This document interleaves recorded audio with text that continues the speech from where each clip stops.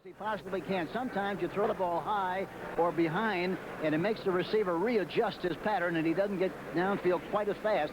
That time the play was perfect. You're looking at the H-back, Bo Robinson, fifth year out of West Texas State, 6'2", 225. Now you're looking at William Andrews going inside, approaching the 25-yard line, stacked up by Reggie Doss and George Andrews. Henry, the H-back, what really is it in terms of the formation as far as Dan Henning's offense? Well, all it is you put a wing back, you put a tight end or a back. In this case, it's Robinson. You put him on the wing, and he goes from side to side, and he really is very much like the lead back in front of the deep back in the I formation. He has a variety of responsibilities. He changes the force pattern of the defense, plus the fact that he's the lead blocker inside and also a crackback blocker on the outside. Basically, that's what it is. Second down and 9 for the Falcons from the 25 of Los Angeles. No score, Atlanta's opening drive.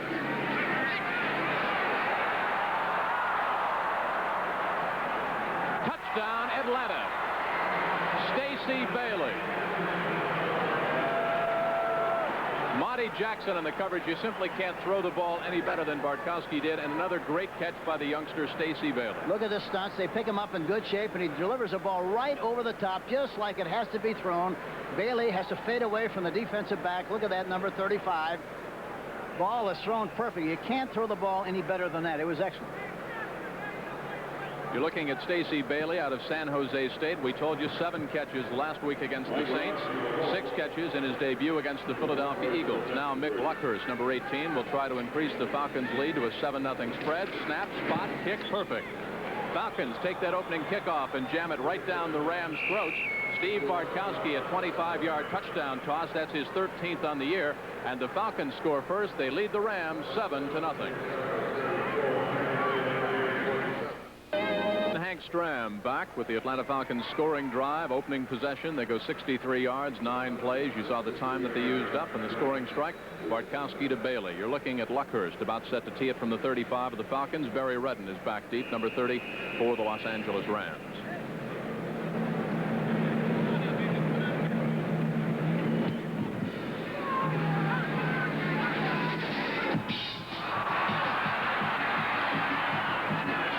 Deep in their own territory, the Los Angeles Rams trailing 7-0 at the 13-yard line.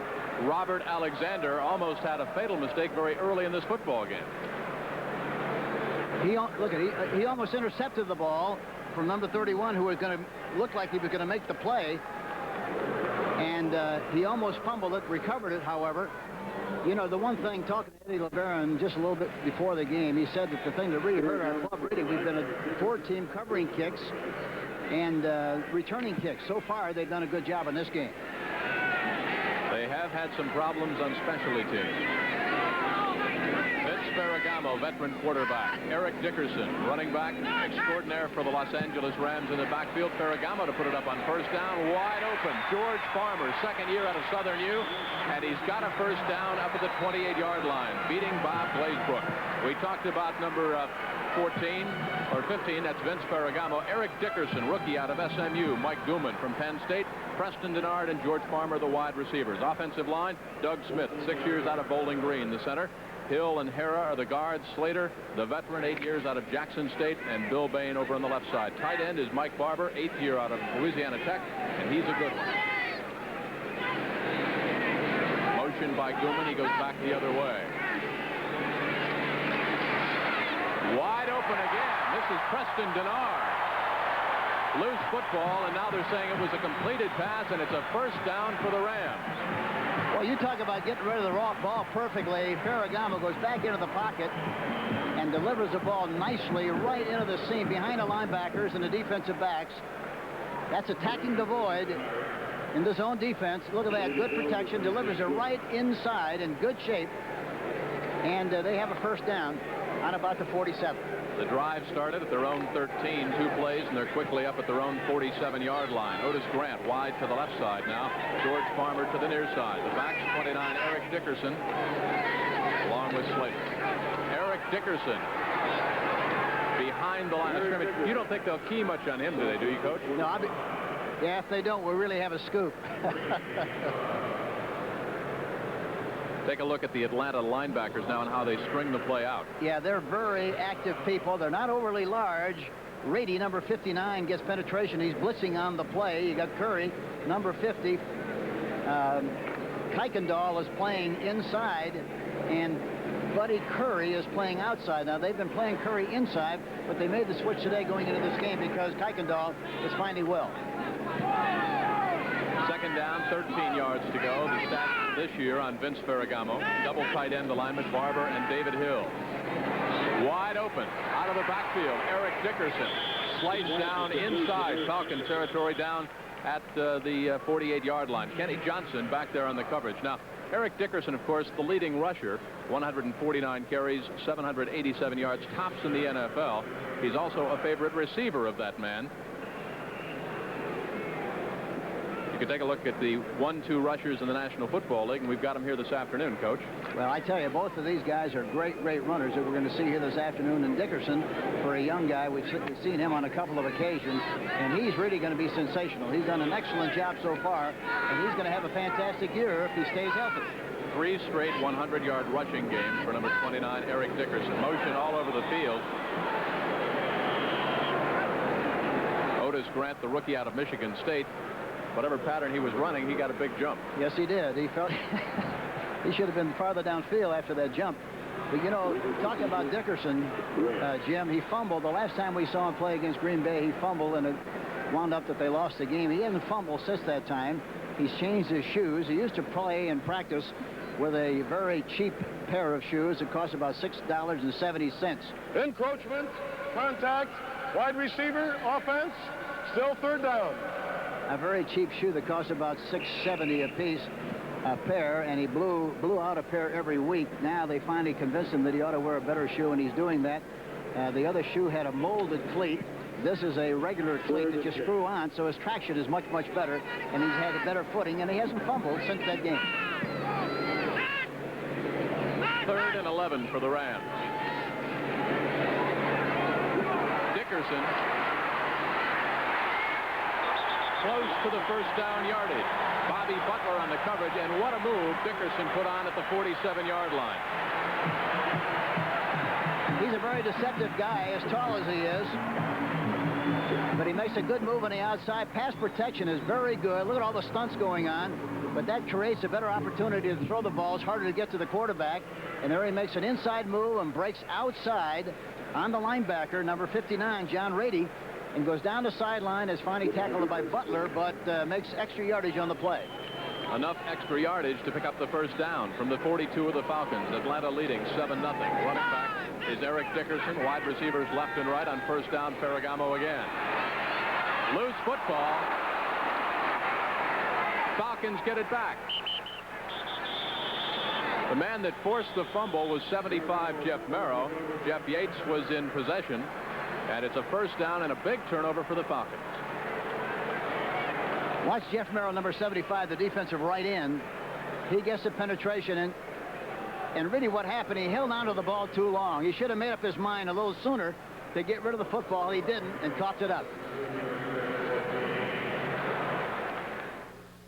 Anaheim, where the Rams have just coughed up the football. The Falcons recovered, so it's 1st and 10 Atlanta at their own 41-yard line. Bo Robinson shifts over to the right side. Slot formation to the right. The lone running back, William Andrews. The reverse to Stacey Bailey.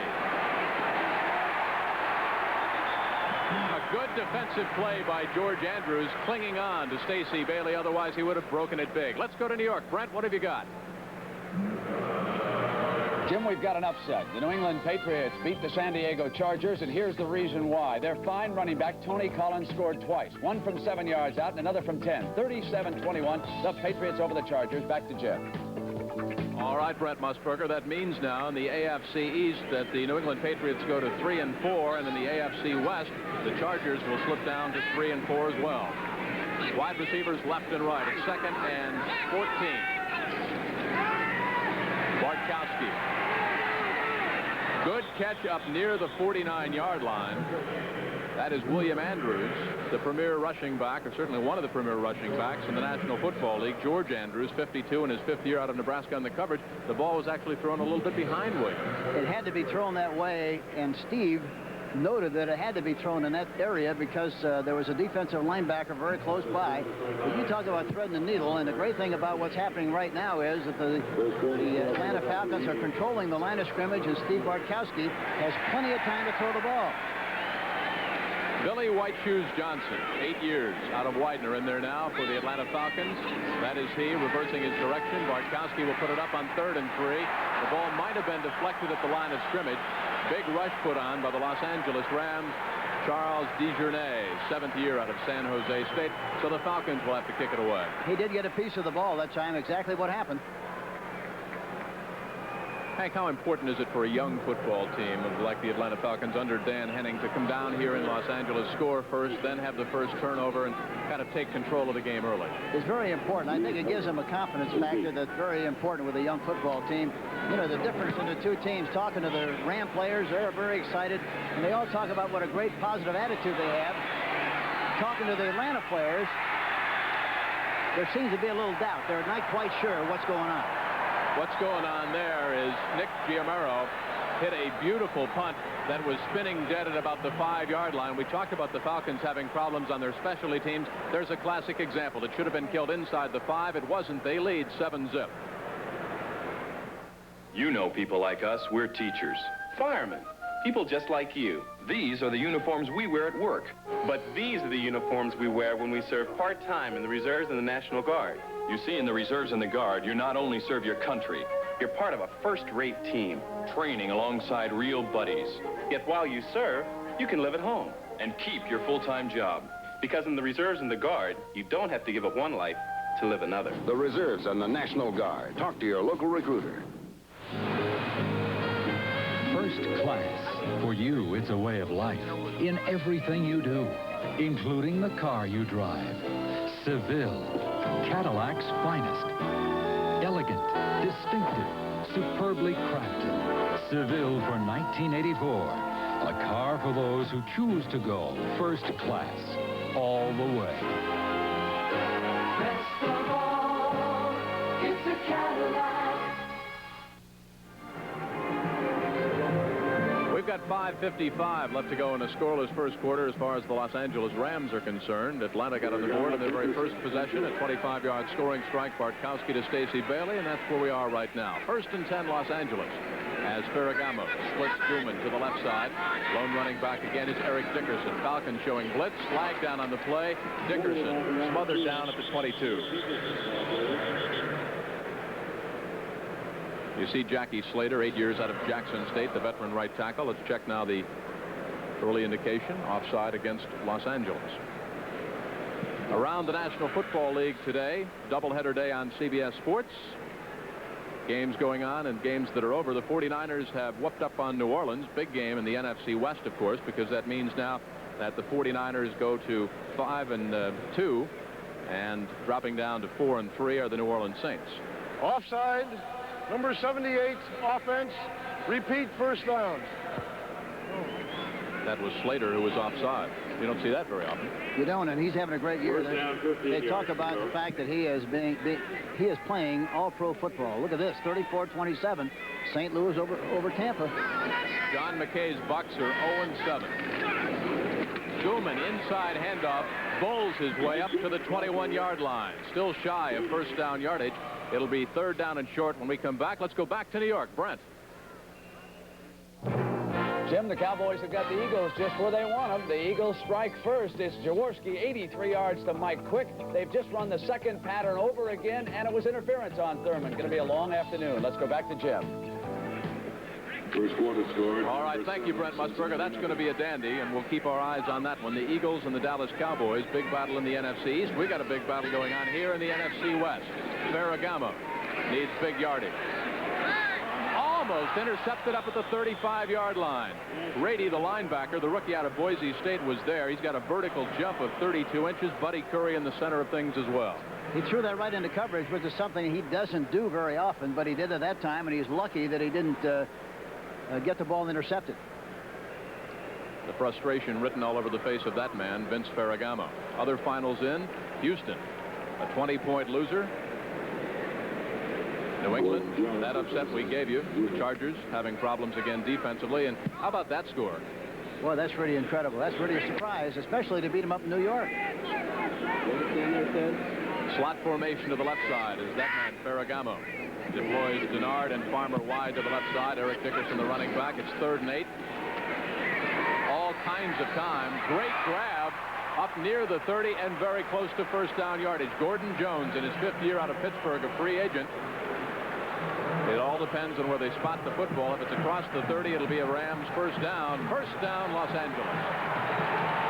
He did a good job of stretching for the first down. They marked it where he finally stretched and put it down. Gordon Jones really made a nice catch.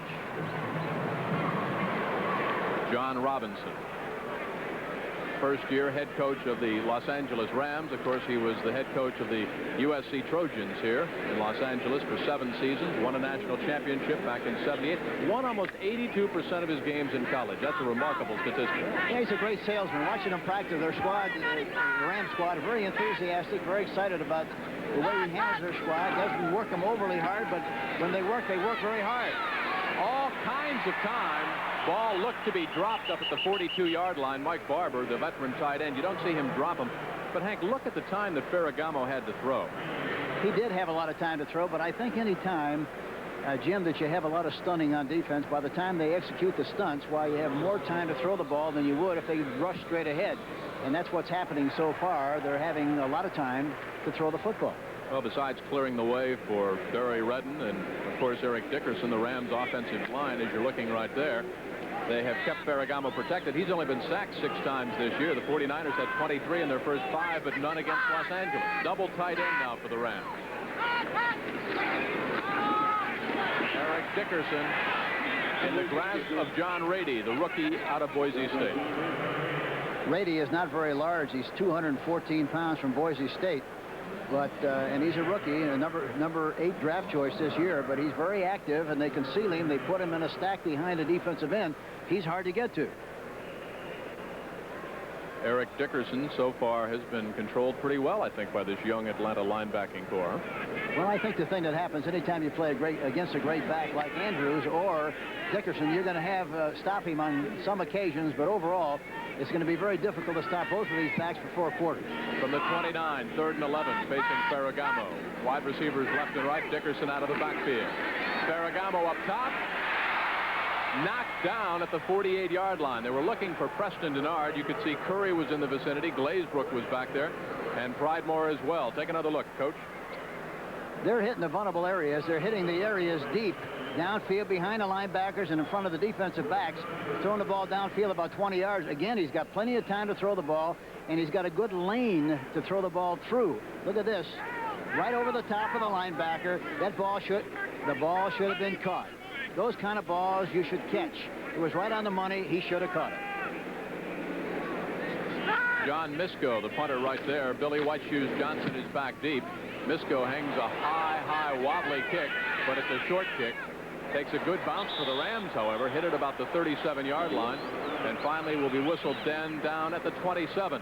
So the Rams have done very little on offense. The Falcons have a scoring strike. Bartkowski to Bailey, 7-0. We've still got 3:10 left in the first quarter. Stacey Bailey with a touchdown reception to the near side. That's Bo Jackson, the H-back, in motion, and the pass is grabbed by Bailey up near the 33-yard line. Leroy Irvin, 4th year out of Kansas, back there on the coverage. He's going to have a big afternoon. He really is, and of course he's going to have a lot of big afternoons because anybody that has that kind of speed, 4.4, he can really fly. I think he was put together at an airplane factory or something, the way he moves and the way he flies, but he's going to be great, I think. You know what else he's got, Hank? He's got the good hands and the concentration. He has the ability to extend his body and still hang on to the football. Look at Philadelphia 7-3 over Dallas in the first quarter. The great thing about it is he's got 4.4 speed and he's got 4.4 hands. 2nd down and 3. William Andrews. Mike Ken and R.C. Thielman opened up a big hole on the left side, plugged up finally by Collins. You know that this man is going to get the football about 30 times an afternoon. He averages 24 times a game so far, and Dickerson has averaged 25 times a game. And, you know, they just move the chains. You know, they don't look like they're doing an awful lot, and after the game you scratch your head and wondered how they got over 100 yards.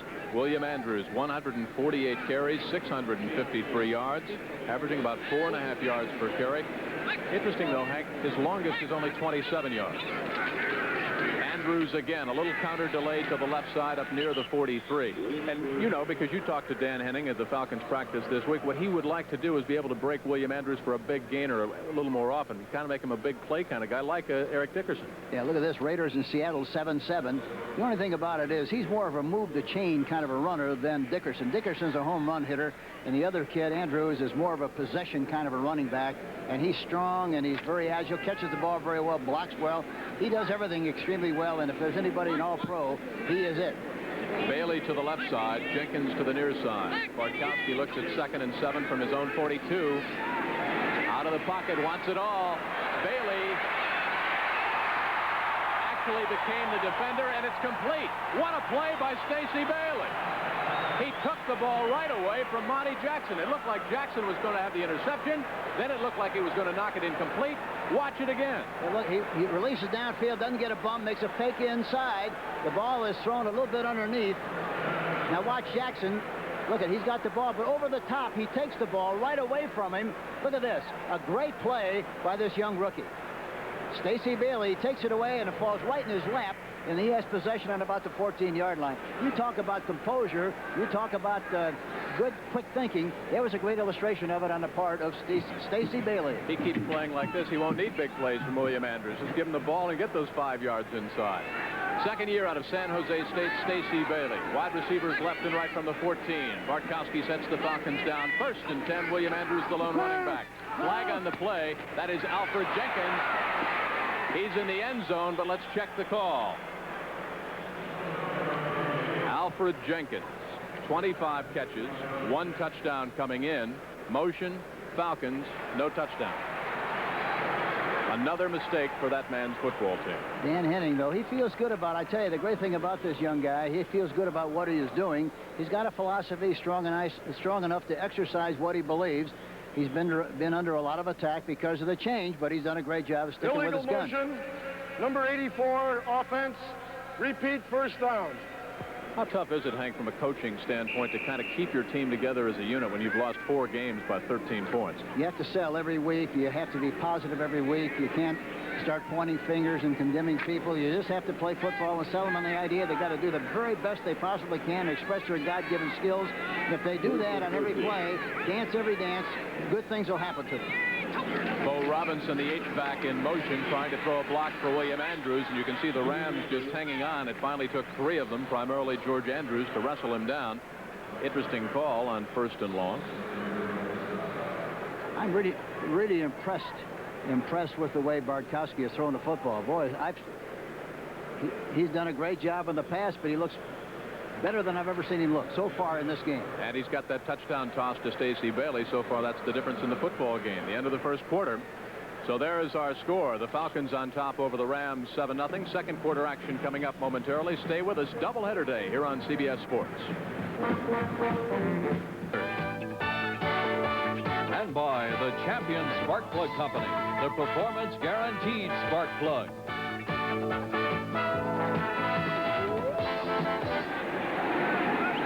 Welcome back to Anaheim. Jim Kelly, Hank Stram here on CBS Sports. Opening play, 2nd quarter. Falcons now looking at 2nd and 12. Bartkowski floating pocket behind the intended receiver, Alfred Jenkins. Almost intercepted by Leroy Irvin. Should have been intercepted, Coach. Yes, it should have been. Yep, he didn't see him coming from the inside. That's the thing about movement by design, moving the pocket. You have to be careful that you see the people flowing from the inside out. And if you're not careful, if you're so convinced to throw the ball downfield, sometime you don't see that guy coming from the inside, and he'll pick it up. Almost happened on the last play. You know, Bartkowski had gone almost an unbelievable streak without throwing an interception. Finally had one thrown last week against the New Orleans Saints, but prior to that, his last interception was against the Saints, the very last game of last year. Yeah, he's been remarkable, really. And the other thing that impresses me is the fact that he's moving so well when he rolls out on the predetermined rollout patterns. White Shoes Johnson in motion, top of your screen, wide open. Out of the backfield, William Andrews slithers down inside the 5. 1st down, Falcons. Mel Owens hanging on. So far, the difference has really been that the Atlanta Falcons are controlling the line of scrimmage. Bartkowski has all the time in the world to throw the ball. Look at him. He sits in the pocket, waits, and then delivers the ball to Andrews, who is in front of the linebackers, and that's all he needs. He turns turns the shoulders upfield. He goes through the pile and comes out the other end, and that's what he does so very well. 7-0 Falcons on top over the Los Angeles Rams. We told you it was a first down. Dallas now coming back against the Philadelphia Eagles. Ron Springs, a 1-yard touchdown run, just carrying it in. So it's now 10 for the Cowboys, 7 for Philadelphia. Broncos leading the Bengals 7-0. Steve DeBerg, a 3-yard scoring strike to Dave Preston. And Seattle has tied up the game with the Raiders 7-all, a 1-yard run by Dan Dornick. All the scores and highlights with Brent Musburger and the NFL Today crew coming up at halftime. 14:30 left in the first half. Falcons knocking on the Rams' door once again. Jenkins in motion, bottom of your screen. William Andrews bowls his way down inside the 2 to about the 1.5-yard line. Blocking up front, Jeff Van Oat, John Scully, and R.C. Thielman. How about Van Oat? You know, he's another guy that's impressive on the rollouts. It's amazing. He has to snap the ball to the quarterback and then roll out to his right when he's not covered.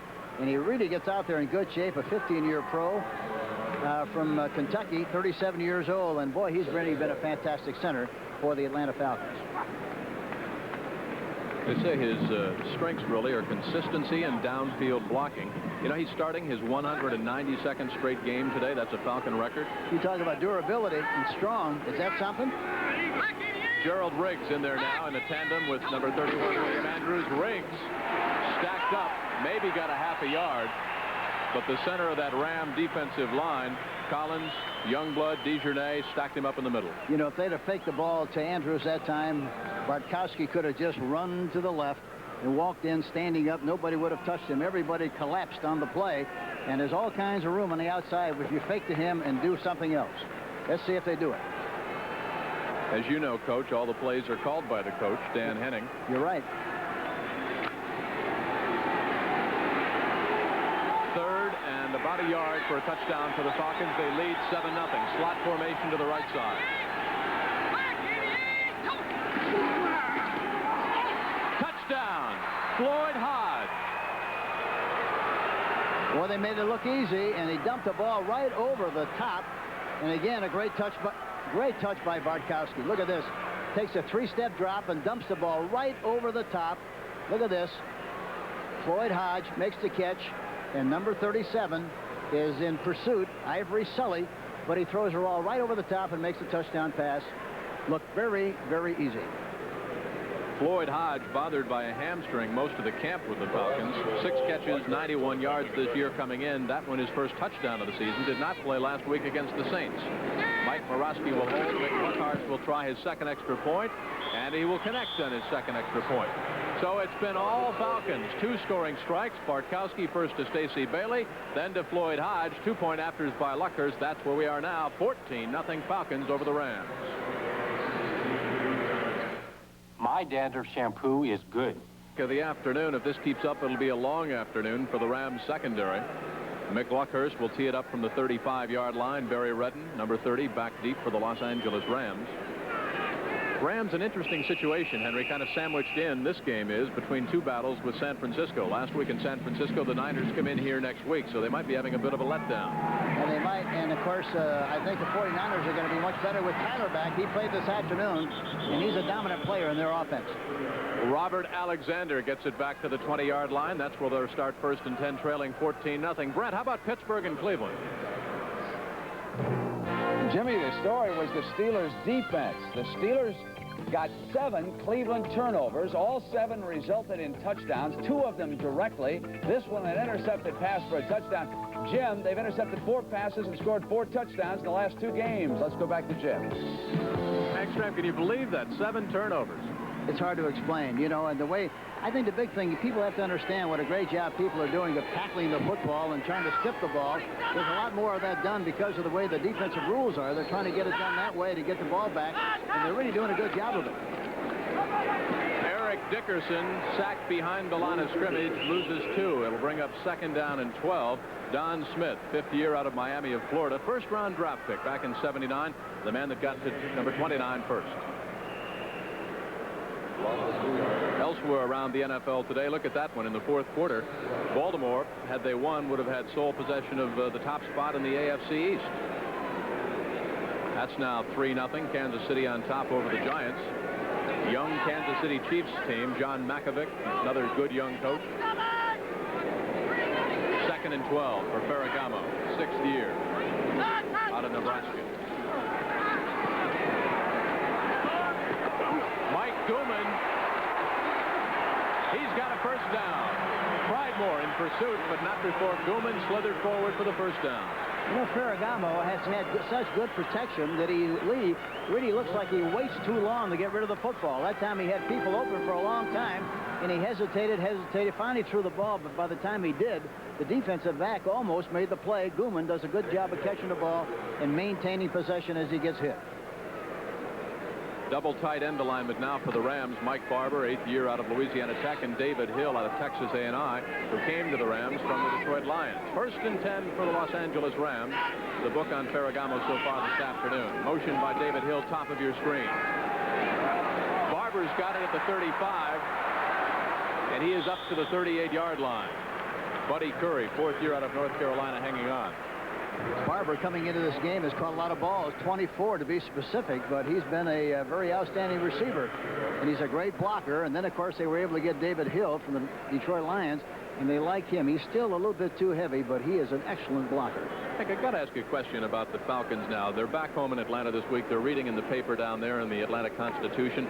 Quote said the Atlanta Falcons clearly resembling a last-place team. In the Journal, they said there are no clear-cut cellar dwellers in the NFC West other than the Falcons. Press like that all week. Does that motivate a team? I think it does. I think you can use that as a coach in a very positive way. The only thing that really matters is what the team feels. It doesn't make any difference what anybody else feels. You want the support of the fans, but they're emotionally involved. You cannot be emotionally involved yourself. You have to sell your team on the idea that what they can do, that they can win, that they will win, that they've got a new system, good players. And I think so far, why it's a great illustration of the good job that Henning has done of selling his team on the fact that they can win. And look at the job defensively that this man's defense has done against Erick Dickerson. 4 carries for a -5 yards. We're talking about a man who has had 3 consecutive 100-yard games. Look at what Erick Dickerson did in weeks 1 through 6 versus O.J. when he had that great 2,000-yard season. 3rd and 2. Dickerson near the 43, loose football, but the knee was down. It'll be a first down for the Rams. The only thing about Dickerson, and I say all great backs, you know, you can contain them, you can slow them down, but all of a sudden, bang, they make a big play, and that's what the great backs do. This kid is a great back, and I'm sure that he'll do a good job as the game progresses, but you have to give Atlanta an awful lot of credit because they're keen on him and doing a good job so far. He is 6'3", 227, had those great years for the Pony Express at MSU. Obviously a first-round draft pick. He's getting a rest now, replaced by Barry Redden, number 30. From the 43, Ferragamo. 1st and 10, wide receivers left and right.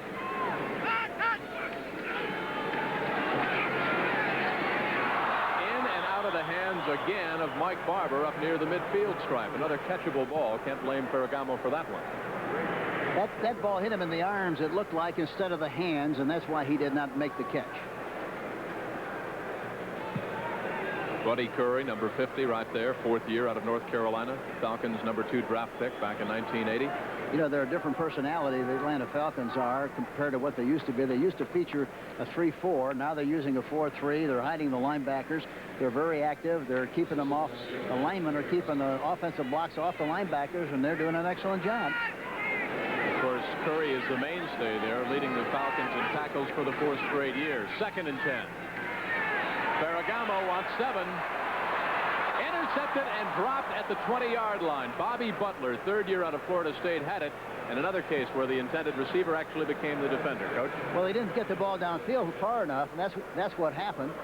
And you have to give the receiver a lot of credit for knocking the ball away from Butler. Look at Butler has it, and watch what the receiver does. He fights, gets his hand through there, and knocks it loose. And for that reason, and that's Ellard, number 80. He knocked it free, or else it would have been an interception. A great play by the young receiver, Henry Ellard, number 80. Out of Fresno State, 2nd-round pick this year. 3rd and 10 for the Falcons. Ferragamo came in completing 60% of his passes, 6 for touchdowns, but he had 11 interceptions.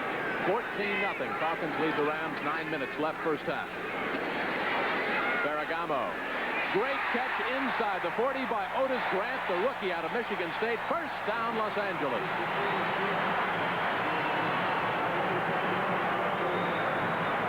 look at Otis Grant come off the line of scrimmage. Beautiful shot, yeah, on Johnson. He takes downfield, breaks to the inside, and watch him leap for the ball, catches it high. Boy, that's a tough kind of a catch to catch across the middle, but he made it in great shape. A beautiful catch by a rookie from Michigan State, 6'3", 197, drafted 5th in 1983, but he's a good one.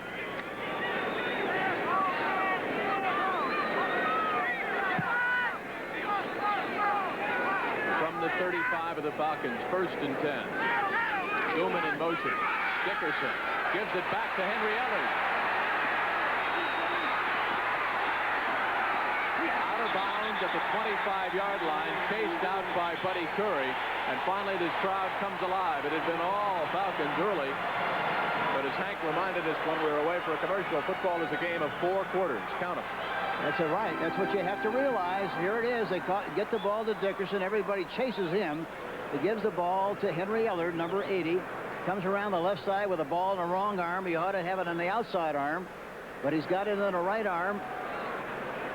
Ken Hill is out in front and gave Johnson a little massage, a little facial. Official did not see it, and they have possession right about the 23-yard line. A nice play by the Los Angeles Rams. 8:02 left to go in a scoreless football game for the Los Angeles Rams. Guman in motion, top of your screen. Dickerson will keep the ball, and he explodes across the right side. Down to the 15-yard line, Buddy Curry clinging on. Boy, I tell you, he's a smooth runner, and he sees a little seam, and boy, when he sees it, he really darts in there very quickly. Look at this now. Watch it. And watch the blocking by Hera and Slater, 60 and 78. Watch Hera out in front, throws a beautiful block downfield, and look at Dickerson. He gets through the big hole. Bud Curry, number 50, finally makes the tackle, but I tell you, boy, he's a great-looking runner. You know, Curry in 6 games, 88 tackles, 53 solo, and 1 sack, and he's been bothered by a hamstring. You'd never know it, would you? No, you wouldn't. He comes to play. 2nd and 2. Dickerson. Oh, what a hit. Jeff Yates, but also getting in there, number 54, Kuykendall. He really came up and put a hit on it. Well, you know, the linebackers are free because the 4 linemen handle the linemen and keep the linemen, the offensive linemen, off the linebackers, and they have great pursuit ability, great quickness, and you have to run counters and reverses to take advantage of their quickness. You just can't keep running at the point of attack all the time without some kind of misdirection because they react to so well to what they see. Kuykendall missed the last 2 games with a shoulder injury. He was questionable, but there he is. Obviously, they said that he was playing as well as anybody in the Falcons defensive unit before he was hurt. 1st and 10 for the Los Angeles Rams. 14-0 Falcons, and now Ferragamo sees something in that defensive front, the 4-3 of the Atlanta Falcons he didn't like. So he'll take a timeout and go over and confer with John Robinson. While he does, we'll take some messages with the Falcons leading 14-0. Important for the Rams to get some points in this drive, Coach. Yeah, they have to change the scoreboard. They have to do something, get some points to give them a little better feeling about the game so far, because so far the Atlanta Falcons have really dominated the game. Line of scrimmage, the 13 of the Falcons. They lead it 14-0. Atlanta does. 2 scoring strikes from Bartkowski, 1 to Stacey Bailey, the other to Floyd Hodge. Right now, though, it's the Rams knocking on the door. Slot formation to the left side on 1st and 10, Los Angeles. Motion by David Hill. He'll throw a block for Erick Dickerson. Inside the 5, out of bounds at the 4, wrestled out by Bobby Butler. Did you see the great block that 81, David Hill, went in motion? Watch the great block that David Hill, number 81, he goes across the formation. Dickerson gets the ball on a sweep. Student body right. Watch the block by Dickerson, if you can see it out in front. There he's on the ground, but he throws a beautiful block, and Jackie Slater keeps possession of his man in good shape, too, but Dickerson takes the ball down to about the 4. 2nd and 1 for the Los Angeles Rams. There is David Hill, former Detroit Lion. They got a bump and run on the outside. They might try to throw the ball up on top. They ought to take advantage of the big. No, they're going to give it to him inside. Down to the 2-yard line goes Erick Dickerson, the rookie out of SMU, but that's good enough for a Los Angeles Rams 1st down. 1st and goal for the Rams and they trail 14-0. Mike Pitts, the rookie out of Alabama. As you take a look at, watch the bodies now from ground level flying around here. And look at the surge. Look at all the surge of the offensive linemen. They moved the defense back in good shape. Talking about Bill Bain, Ken Hill, Smith, Hara, and Slater. Boy, they get off the ball in good shape with a good push and got the ball down to about the 2-yard line. There is the rookie coach, Dan Henning, first season after being an assistant head coach with the Washington Redskins, assistant stints, Miami, the Jets, Houston. He was a quarterback back with San Diego. Yeah, I remember back when I was at Kansas City, he was playing there. You might see something to the right here. You can hear the helmets banging together. Erick Dickerson. Tom Pridemore went up over the top to... Well, I'll tell you what, that'll give you an Excedrin headache, won't it? That'll make you scratch your head a little bit. It really will. I think the telephone's ringing. Look at this. Guman inside. Go straight ahead. That time he leaped a little bit too soon, I thought, Jim. He should have tried to run up right up their back. He leaped a little bit too soon. Had he waited just a fraction longer, he'd have been able to get more yardage on the play. You know, a lot of coaches have different philosophy about what play works from, say, maybe the 2-yard line in. But most coaches don't like that I formation. They say it takes too much time for a play to develop. Huh? It does take a long time. You're back there 7 yards, and by the time you get there, sometimes, you know, the defense reacts too well. Not that time, however. Dickerson, touchdown. See, the key was they changed the force. Guman went in motion to the left. They got a slow force in the corner. He made a good block. Bain and Hill, both of whom did a good job, and he walks right into the end zone for the touchdown. Take another look from ground level, and the pursuit that was never there. Look at Guman. Watch him. See, look at the good block he makes. He knocks the defensive back, Kenny Johnson, to the outside, creates a cavity, and all Dickerson needs is a little running room, and he put it right in there for the touchdown. Bain, 62, threw a big block on Curry, 50 as well, and Kent Hill helping out with a blocking. Chuck Nelson, number 13, will try to pull the Rams back to within 7. Nolan Cromwell will hold, former quarterback out of Kansas.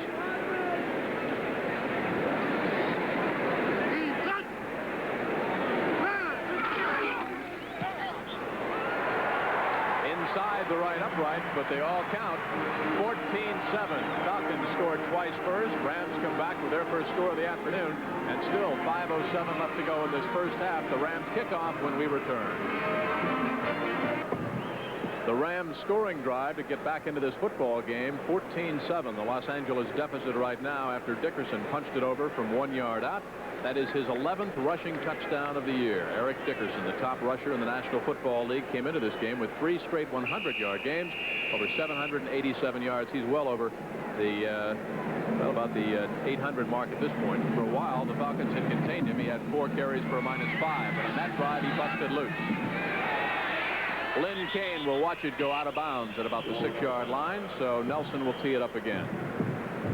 How frustrating is that when you used to coach, Hank, when your kickoff went out of bounds and you had to back up 5 more yards? I used to really get hot. Boy, you talk about something that really aggravates you is when you just score a touchdown, you got some momentum, and then you kick one out of bounds, and they have an opportunity to bring the ball back with better field position. Boy, that nothing hurts you more than that, because there again, there's something that's self-imposed, and you don't like for that to happen.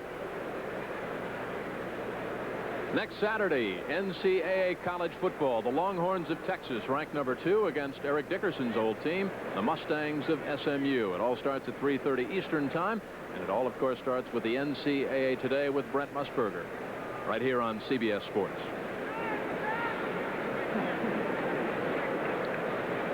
Few NFL stars have come out of Texas, huh, Coach? Like tons. Tons and tons. Lynn Kane to the top of your screen. Richard Williams to the near side. Now Chuck Nelson will kick this one away from the 30-yard line. If the Falcons can get any kind of return, they'll have pretty good field position, and still about 5 minutes left in this first half. Richard Williams at the 7. They've got the wall set up to the left side. That is simply a great defensive play. Doug Barnett, number 96, out of Azusa Pacific, because, Hank, if he had not hung on by the ankles, they did have the wall set up on the left side. But he was not decisive enough, Jim. He should have taken right off for that area. He had a seam over there, but by the time he did a little bojangles and tap dance a little bit, by the time he got there, he was out of business. We've got 4 minutes and 50 seconds left to go in this first half. The Rams have just pulled to within 7. Atlanta leads. 2 touchdown passes. Bartkowski first to Stacey Bailey, then to Floyd Hyde. Number 26 for the Los Angeles Rams on defense at the left corner spot, Erick Harris, came over to the Rams in a trade with the Chiefs this year, has just replaced Monty Jackson in the left corner spot. 1st and 10 for the Falcons. They lead by 7. They start from their own 21. Bartkowski. And actually, Hank, it might be a good thing that William Andrews didn't catch that ball. Well, I think he purposely, maybe I'm giving Steve too much credit, but I think he realized that had he caught the ball, they still wouldn't make any difference. So he threw it over the top. Here's the score. Cincinnati 10, Denver 7. Jim Breach, a 35-yard field goal for the Bengals. The difference there. Buffalo up big on top over Baltimore. That means now the Bills in that AFC East will up their record to 5-2 and take over sole possession of the top spot. The Colts have lost, and the Cowboys still leading the Eagles by that field goal down in Dallas. There's also a flag on the play. Let's check the call. Giants also leading Kansas City 7-3. Brent and Irv will have all the scores and highlights coming up at halftime. Doubleheader Sunday here on CBS. An 8-yard loss on the play. Also ruled a lateral.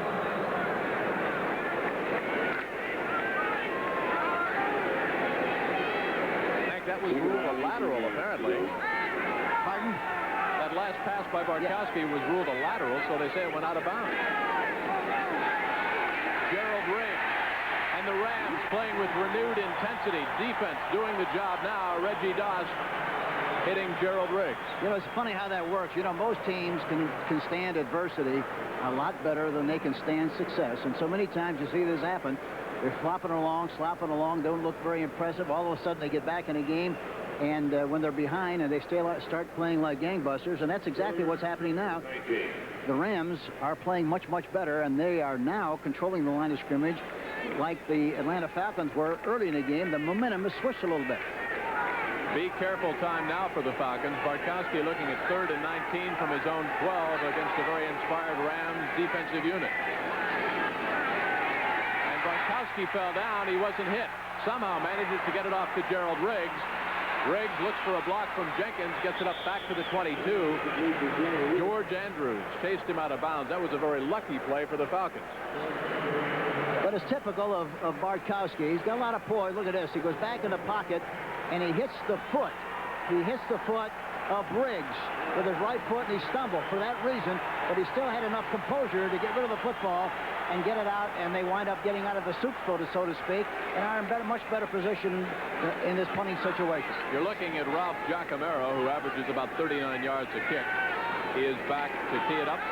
Leroy Irvin back for the Los Angeles Rams, who should come out of this with good field position. Fair catch at the 43. So the Rams, who trail by 7, still have 3:42 with which to work. They've got 2 timeouts remaining. Falcons by 7. We'll be right back.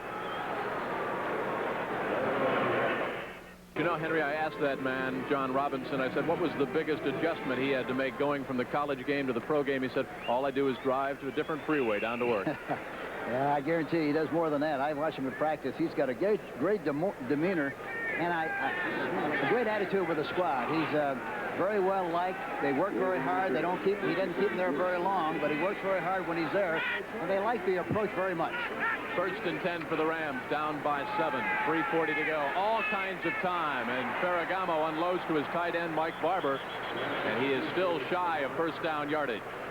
Philadelphia Eagles are 4-2. Cowboys 6-0. Brent, what's going on in Cowboy country? Jim, the Cowboys could be in trouble. They've opened up a lead awfully early for them here today. Now, Danny White going to Doug Cosby for a touchdown. Then they've got the Eagles down by 10. And like I say, that's too early for the Cowboys. Let's go back to Jim and Hank. All right, Brent. 17-7. Cowboys out in front. That's not been their style. They're used to coming from behind. They may not know what to do with a big lead. Well, it's not over yet. Motion by George Farmer. Pitch back, Erick Dickerson. Huge hole again. Flag on the play at the midfield stripe. Erick Dickerson was blocking around that right side. What a job Doug Smith, Dennis Hare, and Jackie Slater are doing. They're just blowing right off the ball. Yeah, they really are. They're getting good angles and cutting off people coming from the inside. Here's a penalty. Holding against the Rams. But the other great thing about it is you see Dickerson, how decisive he is. Anytime he sees any kind of a crack, boy, he gets in there quickly and takes advantage of it, which is so important for the great runners. They make a decision, right or wrong, and they go. They do not hesitate. He does not hesitate.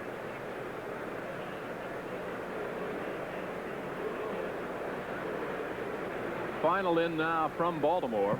Bills on top, big over the Colts. Holding, number 86, offense. Repeat, second down. That's Mike Barber, the tight end. With that Bills score now, Buffalo takes over the top spot in the AFC East. They go to 5-2. The Colts fall to 4-3. Jets lost to the Dolphins, so New York is now 3-4. Miami's 4-3, and the Patriots won, so they're 3-4 also in that AFC East. Very unpredictable. You never know what's going to happen from week to week. What is it you coaches used to say on any given Sunday? That's what happens. You talk about parity, it's here. Erick Dickerson. He wanted that first down. He knew right where the chains were. He'll be about a yard shy. Tom Pridemore was clinging on. Watch the move here. He puts on Kenny Johnson, number 37, to get free for the extra couple of yards. He backs up and he dumps the ball. So he gets a good rush. You see Johnson, number 37, in the picture. He gets the ball on the run, makes an outside move, makes a miss, makes another good move, and makes another defensive back miss. And really, had he been able to maintain balance, he would have gone for a long, long game. 19 catches coming in, 149 rushes. And Dickerson again, what a move inside. The hole was sealed off to the left. He cut it back against the flow, and he picks up another first down. He had a blitz coming from the outside. The defensive back was coming. He was really huffing and puffing, but he didn't get there soon enough. We're at the 2-minute warning right now. The Rams driving for what they hope will be the tying touchdown. Atlanta leads by 7.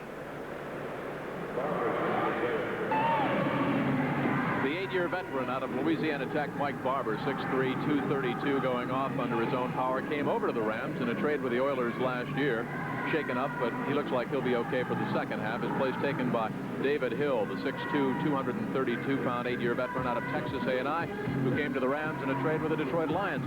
You know, the Lions unloaded a lot of players. Stan White, David Hill, some players that Monty Clark felt were a disruptive influence in Detroit. You have to do what you feel is right with your own particular situation. Now, that doesn't mean the player won't go someplace else and do an excellent job. I think the Raiders are a great illustration of that. They have more players on that team that have come from other places with bad reputations, but they mold them into a good, solid unit, and they win there. So you have to do what you think is right. You have to play with the people that you think can win with, and that's a philosophy that you have to exercise.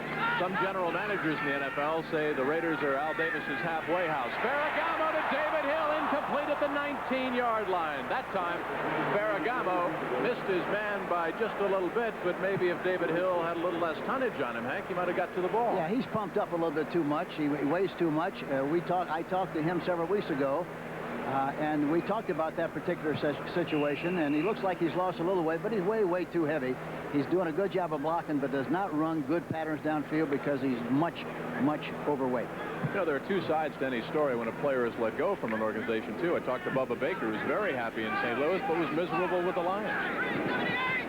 2nd and 10 from the 45. Rams going for that tying touchdown. 1:55 left to go. A little delay to Dickerson. Not much doing. You know, one thing about Dickerson, he's very much like O.J. Simpson in a lot of ways. He's an opportunity runner in that when he sees any kind of a crack, any kind of a seam, he really turns it on and is going to make a lot of yardage. But if he sees that he has no chance, he doesn't fight City Hall. He lays down and hopes that maybe the next time he gets the ball, he'll do a better job. Dickerson, who at one point in the game was being contained pretty well by the Falcons, 4 carries for -5 yards. Now Ferragamo in Los Angeles looking at 3rd and 10. They need the first down to keep this drive alive. Wide receivers left and right, slot to the left side. They keep Dickerson in. Great defensive play. Ferragamo never saw it. He was knocked down by number 79 for the Falcons. That was Jeff Yates, who was coming in. But Bobby Butler came in and took the ball right away. No way you complete the ball in that area unless the defensive back falls down, because they got him faded on the outside double coverage. The area to hit on that particular defense was inside between the hash marks and between the numbers. Outside was very vulnerable for an interception. Big defensive series right there for the Falcons, Hank. Billy Johnson is back deep. John Misko, second year out of Oregon, waiting for the snap right now. They might do something from punt formation here. You never know. Nope. Falcons had the blitz on. White Shoes will watch it hit at the 5-yard line, and he nailed a beauty, Misko did. Out of bounds at the 5.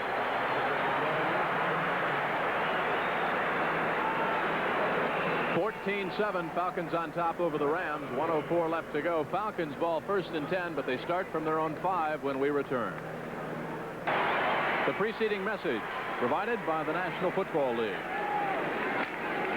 We've got 1:04 left to go here in the first half. 14-7, the Rams on the short end. Falcons have the football, but they start at their own 5. I don't think you'll see anything fancy here, Coach.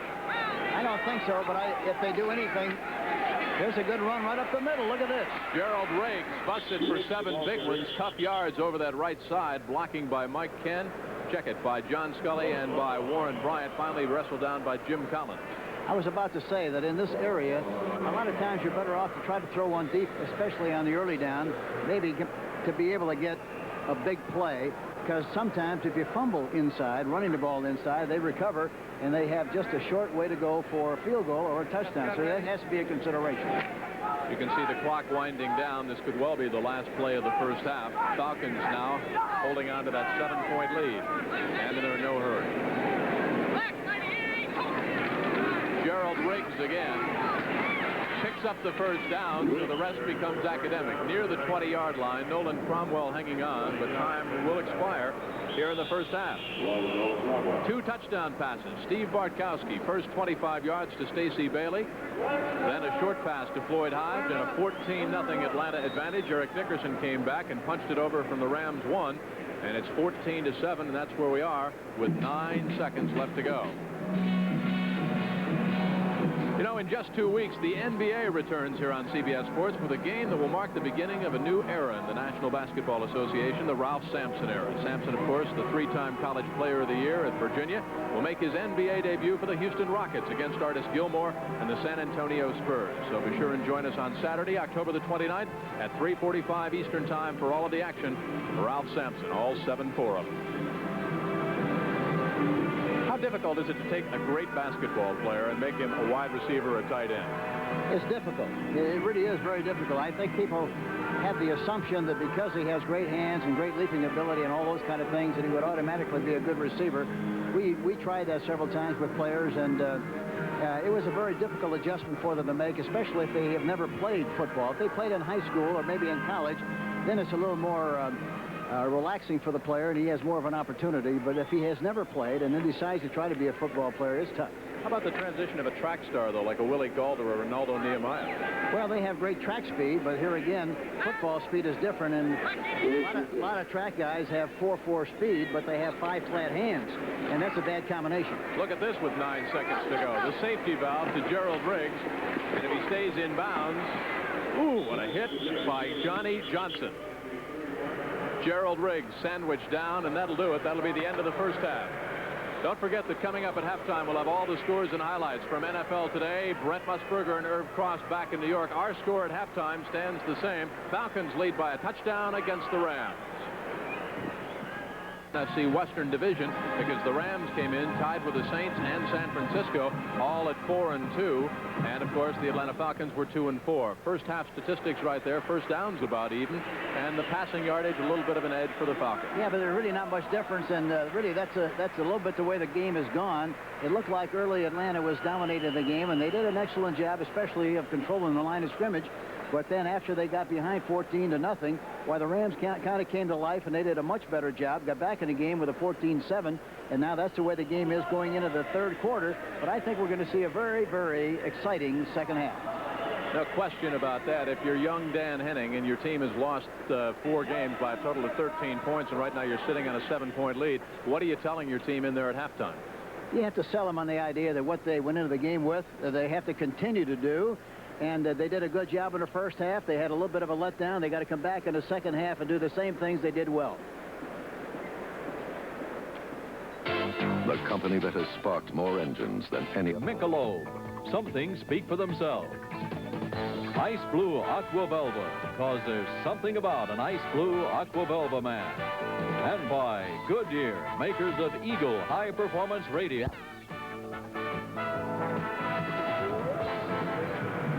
to Anaheim, where the Rams are trailing the Falcons by a score of 14-7. We're at halftime. Interestingly enough, in the series between these two teams, the Rams an overwhelming advantage, 24 wins, 6 losses, and 2 ties, but the Falcons have never won here in Los Angeles. Rushing comparison between the numbers 1 and 2 rushers in the National Football League. Erick Dickerson, who came in as the top rusher, 13 carries, 24 yards, and 1 touchdown. William Andrews, 9 carries, 37 yards. But this can change dramatically because both backs are capable of running for big yardage on one individual play. This could happen in the second half and change the running personality of each back tremendously, as far as the stats are concerned. How about the quarterback comparison? Steve Bartkowski very hot early in the first half, Hank, 9 of 13 and the 2 touchdown tosses, but Ferragamo started to get on track late in the second quarter. Well, both quarterbacks have had excellent protection, and for that reason, I think they're throwing extremely well, and they'll continue to throw well if they're able to step up into the pocket and throw the ball like they've been able to in the first half.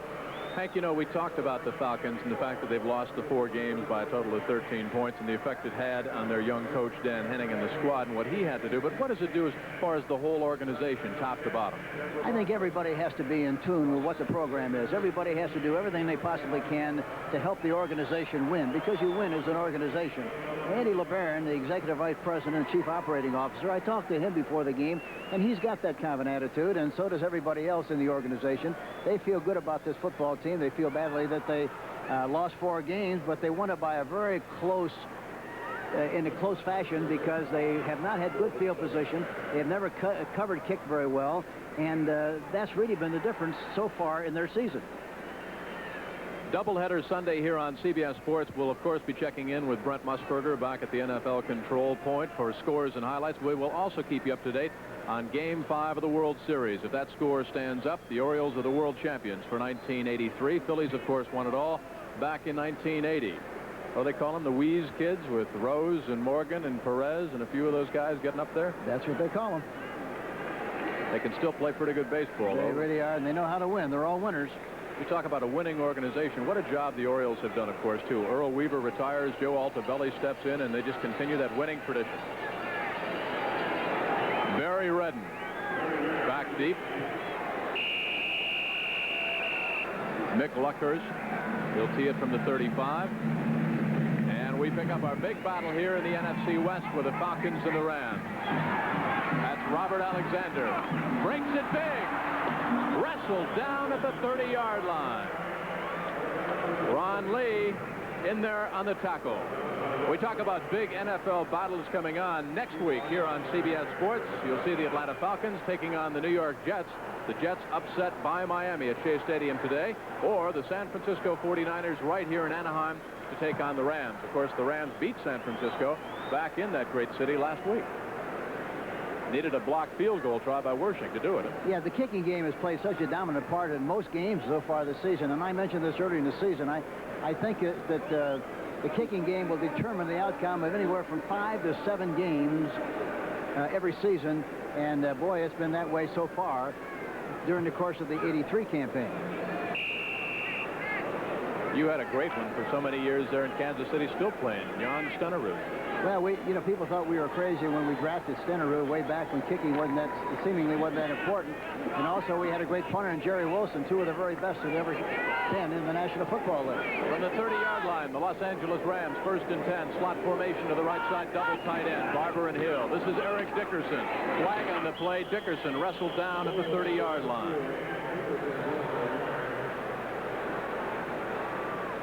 You know, Hank, I know that when you coached, and since you've graduated up to the broadcast booth, you have said so often that the tempo of the game renews again early in the third quarter in the very first possession. That's very important. It really is a very important time. Let's listen to this call and we'll get back to Illegal it. motion, number 60, offense, declined, 2nd down.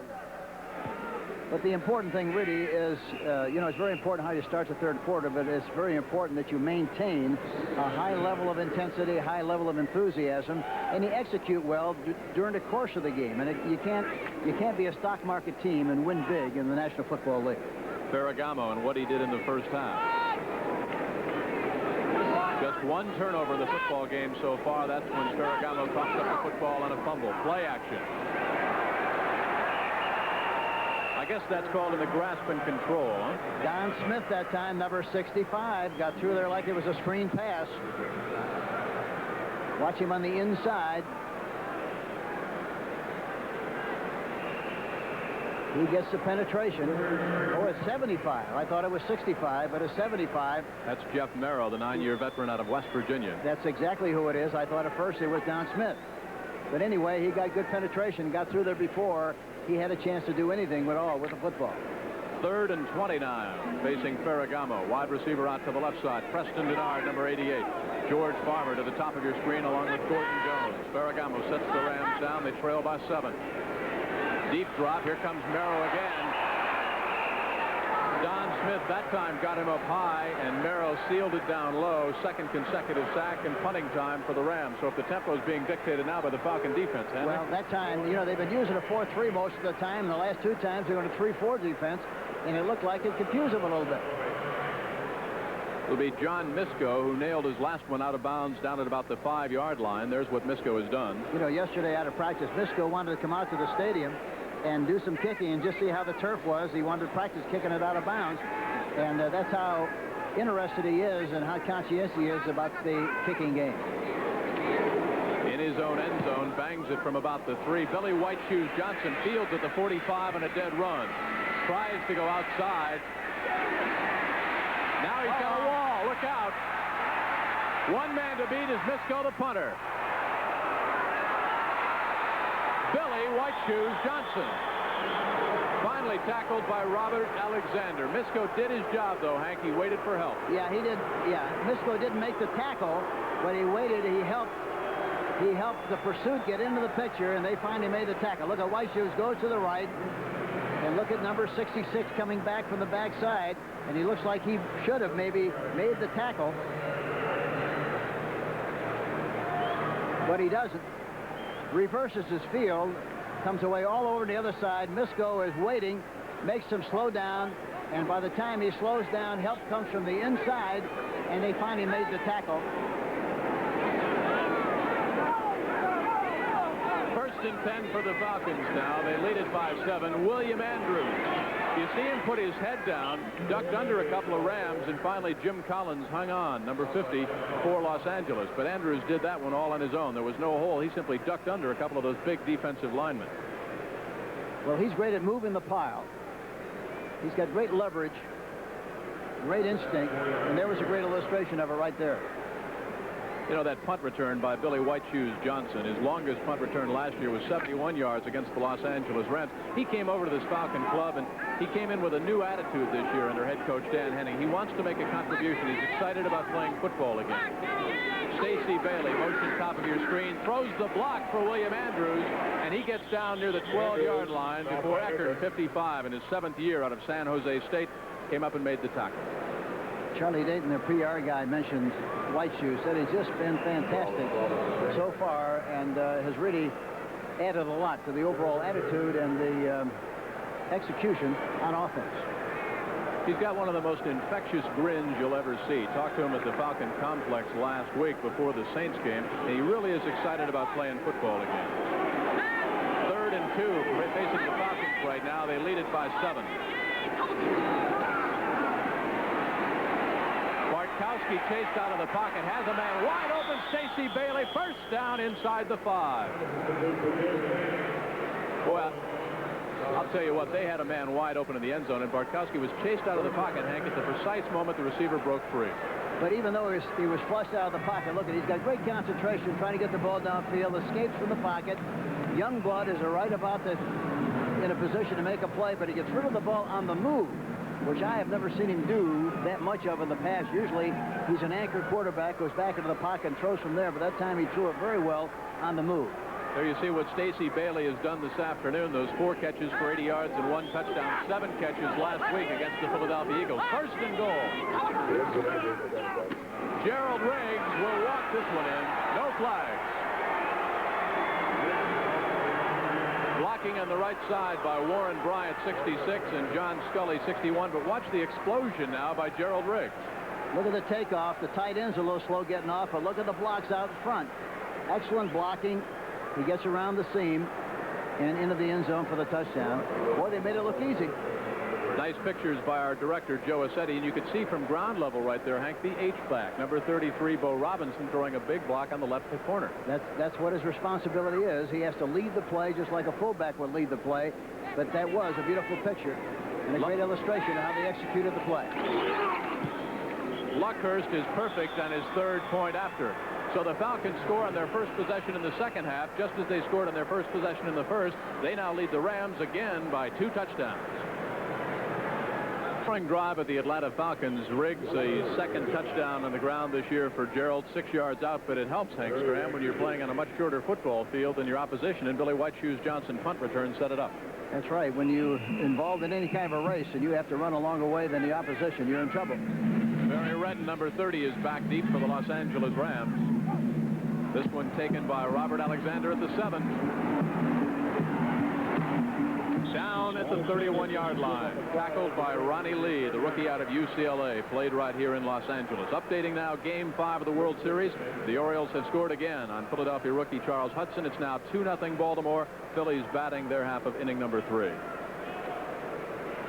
Don't forget, next week we've got another doubleheader for you, starting with the Atlanta Falcons against the New York Jets, or the San Francisco 49ers taking on these Los Angeles Rams. It all starts at 12:30 Eastern Time with the NCAA today or the NFL today.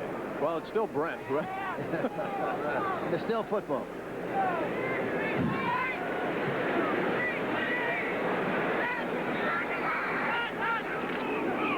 Erick Dickerson. Tackled by Jeff Yates.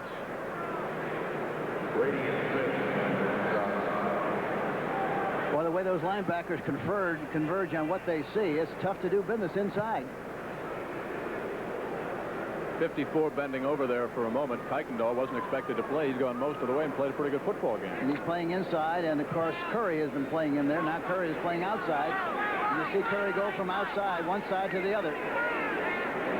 Receivers are split. Motion by Guman, 44 out of Penn State. Play action now for Ferragamo. Needs 9. Sideline Guman, and he missed him. He was wide open. That was simply a bad ball. And again, I just have the feeling sometimes that Ferragamo has so much time that he hesitates a little bit longer than he should, because he has the time and delivers the ball a little bit too late. Talking to Guman yesterday, his role, of course, is a movement guy in the double tight end offense, and he goes from side to side, does a lot of blocking. He's just like a lead back, just like Robinson is for the Atlanta Falcons. But he enjoys the position. The important thing, he said, is that he gets a chance to play and contribute to the football team. That's really the only thing that's really vital in his mind. 3rd and 9, slot formation to the left side. Here come the Falcons. Dickerson catches it and then can't hang on. Just slithered through his hands. Kuykendall was back there in the coverage. You know, had he turned around, Hank, and looked for the ball, he might have come up with the interception. When you coached your linebackers, did you have them watch the man, look at the quarterback? What do you do like that? No, they have to go back to the spot. Unless they're playing man-for-man coverage, they have to go back to the spot first, get the depth, and then respond. Get to where you have to go as deep as you possibly can, then respond to where the ball is thrown. They're playing a lot of zone defenses, and they have to go to the spot. They're not playing man-for-man. If they're playing man-for-man, then, of course, they have to concentrate all their attention on the person rather than the area. Misko back now will get this one away from about his own 21, and Billy White Shoes Johnson, fair catch at the 25. We've got 10:47 left to go in the third quarter. Falcons on top by 14 points against the Los Angeles Rams. Big battle in that NFC West as Atlanta trying to climb back into the hunt. Have never won in 13 tries, but prior to the season, the Falcons have never won in Detroit either in 7 tries, but they upset the Lions 30-14 in Pontiac. Like Dan Henning was saying the other day, as we watched it motion all over the field, he said, heck, you know, we've got 16 rookies on this team. They've never been to California. Yeah, so they're not very impressed. Arthur Cox that time was in motion. Looked like he was offside, number 88, the offensive tight end for the Atlanta Falcons. See what they call.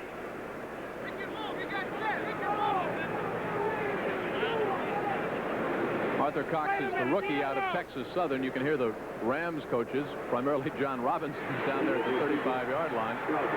So wait a minute, maybe we were drawn offside. When you used to, on those rare occasions, have a chat with an official after a particularly bad call, what would they say to you? Encroachment, right end, offense, still first down. If you asked them a question, they would usually listen to the question that was asked. But if they didn't like what you asked them, they'd try to answer it walking away.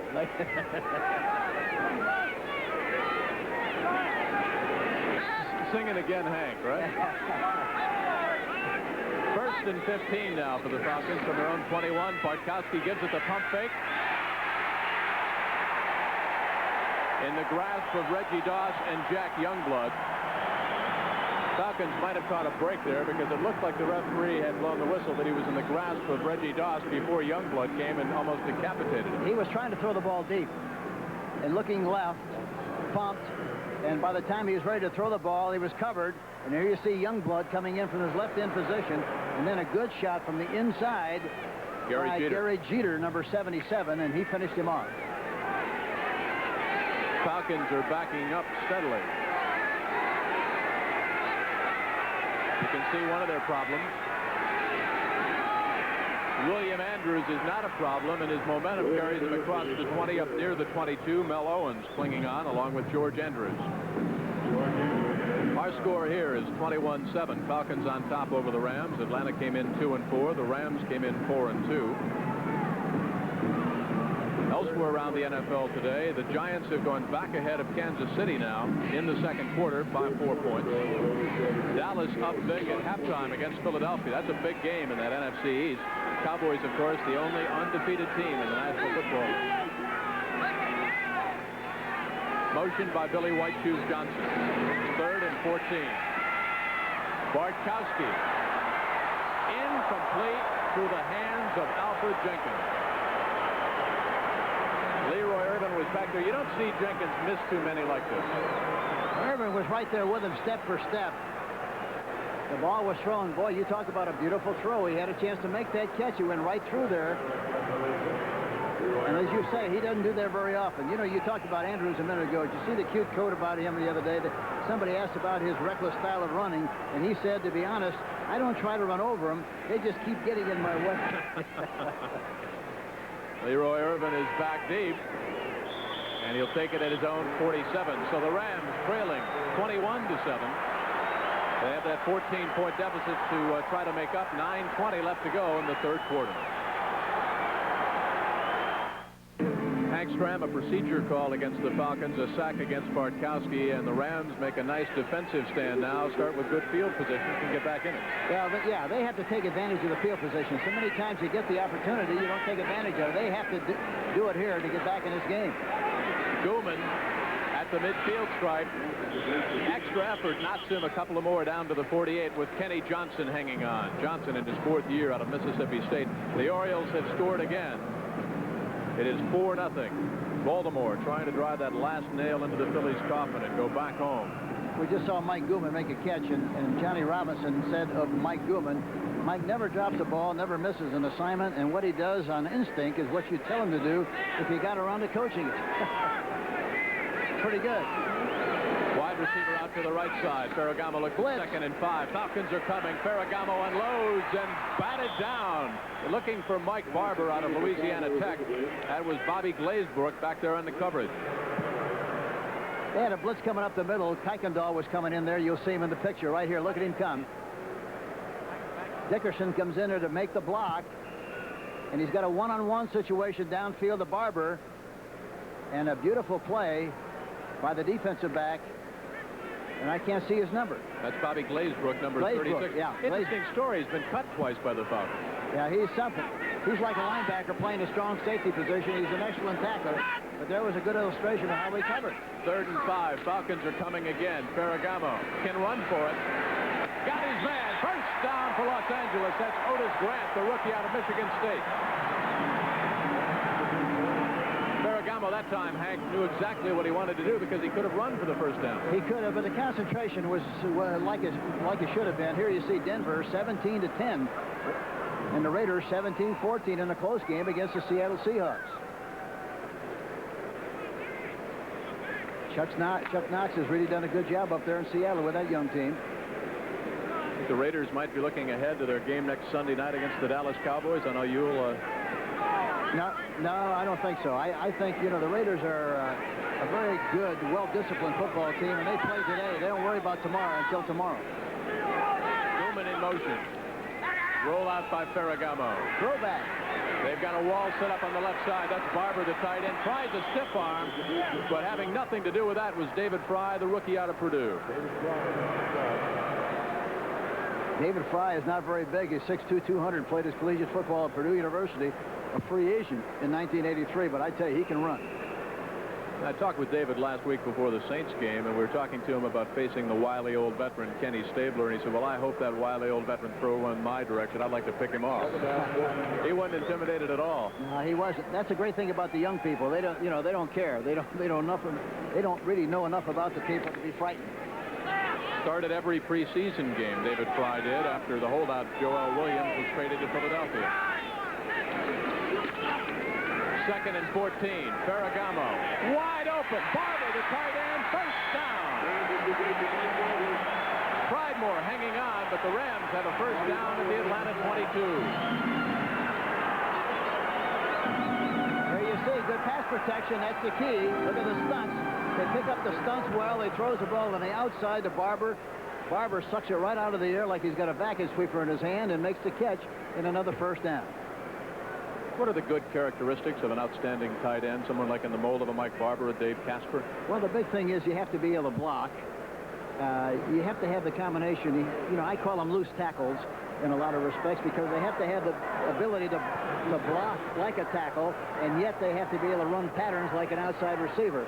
And that's a great combination. That's the great thing about Winslow, who has a great capacity to play inside or outside, and he puts a lot of pressure on everybody. Kellen Winslow, is he maybe the best tight end you've ever seen? I don't think there's any question about the fact that he's very best. He's the very best I've ever seen. No question about it.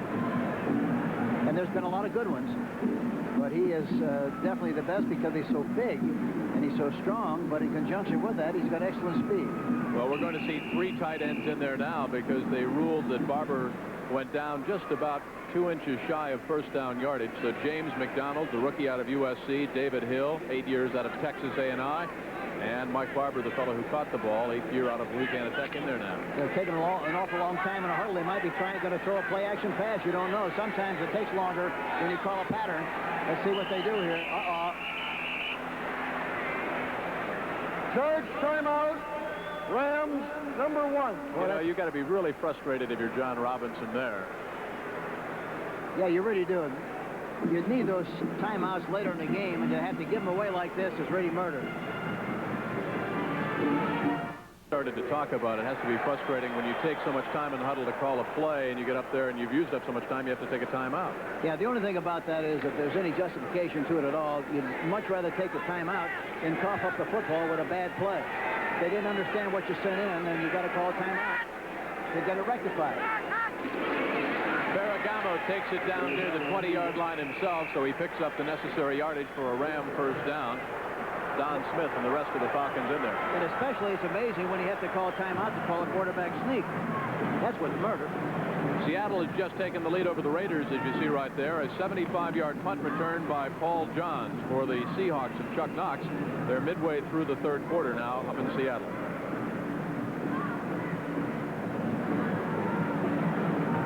Here we see Dan Hennig again. Their fine young coach on the sideline, and I'd really be very surprised if he doesn't do a good job for the Falcons.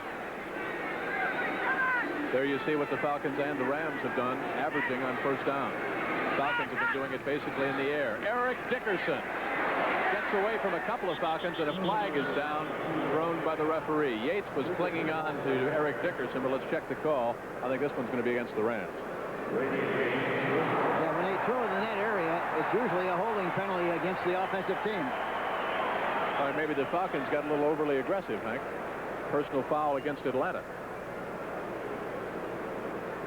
6:27 left to go in the 3rd quarter. And this is a big one. Yeah, that's a big one. It's right. Personal foul, unnecessary roughness, number 75, defense, first down. Jeff Marrow, so perhaps he was mixing it up with one of those big offensive linemen. Huh? Yeah, they take him right out of the game.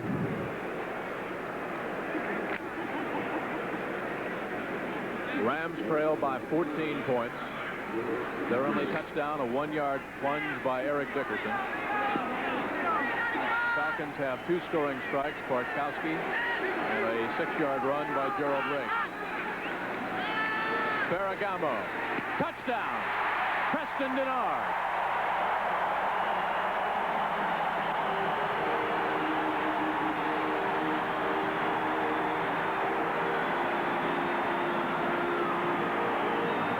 The left side, they flooded the area. Look, he got plenty of time to throw the ball, and he squatted right in the area between the defensive back and the cornerback in good shape. He knew exactly where he had to go.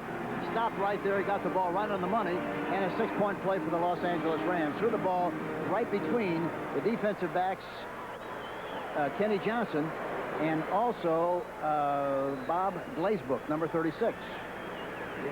So the Rams can climb back to within 7 out of the hold of Nolan Cromwell. Chuck Nelson, 14 of 15 in point afters so far this year for the Rams.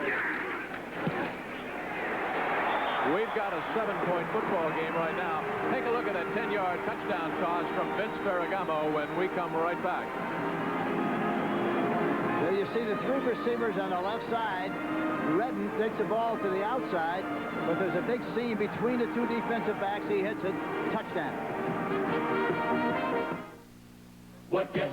Now have a 7-point lead, 21-14 against the Los Angeles Rams. Chuck Nelson will tee it up from the 35-yard line. Richard Williams to the far side. Lynn Kane to the near side.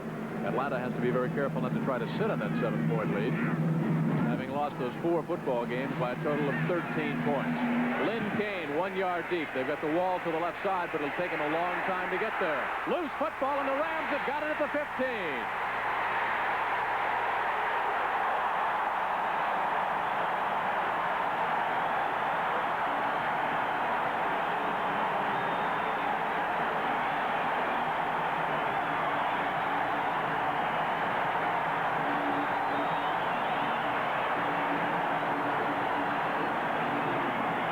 See Kane coming out of the end zone, sees some running room and gets a shot there.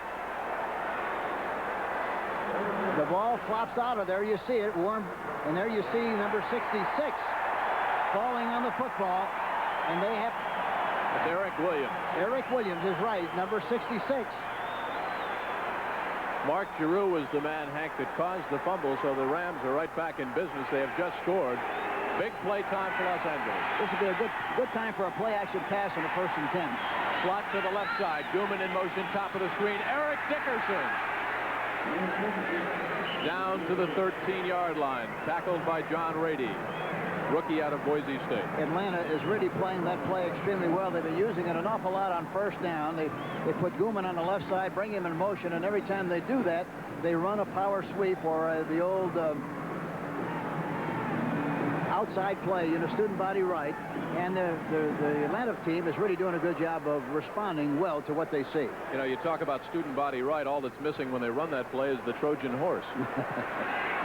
He didn't get much work yesterday. Wide receivers left and right. Denard to the near side. Farmer to the top of your screen. Lone running back, Erick Dickerson. He's got the football, and he's got a convoy.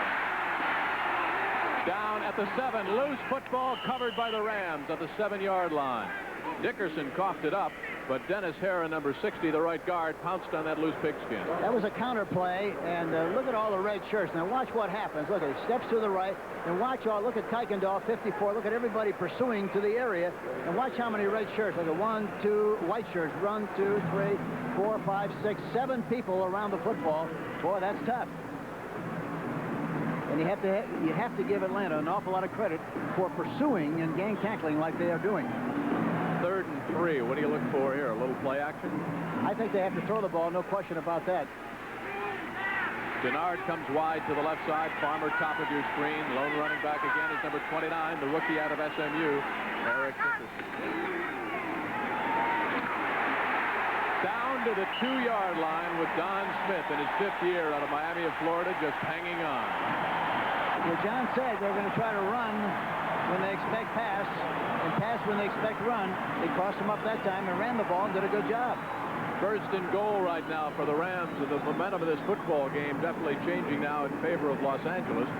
After they had scored the touchdown to close to within 7, then the fumble on the kickoff by Lynn Kane, and the Rams now knocking on the Falcons' door, trying for that equalizer. 3 running backs in there now. Erick Dickerson, 29, Barry Redden, 30, Mike Guman, number 44, and the double tight end alignment for the Rams as well, Mike Barber and David Hill.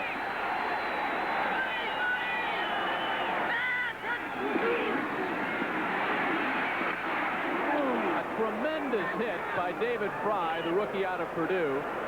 Great pursuit, and you can see tempers flaring down at about the 4.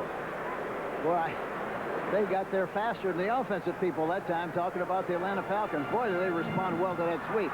And, of course, they continue to run it, and they're playing it very, very well.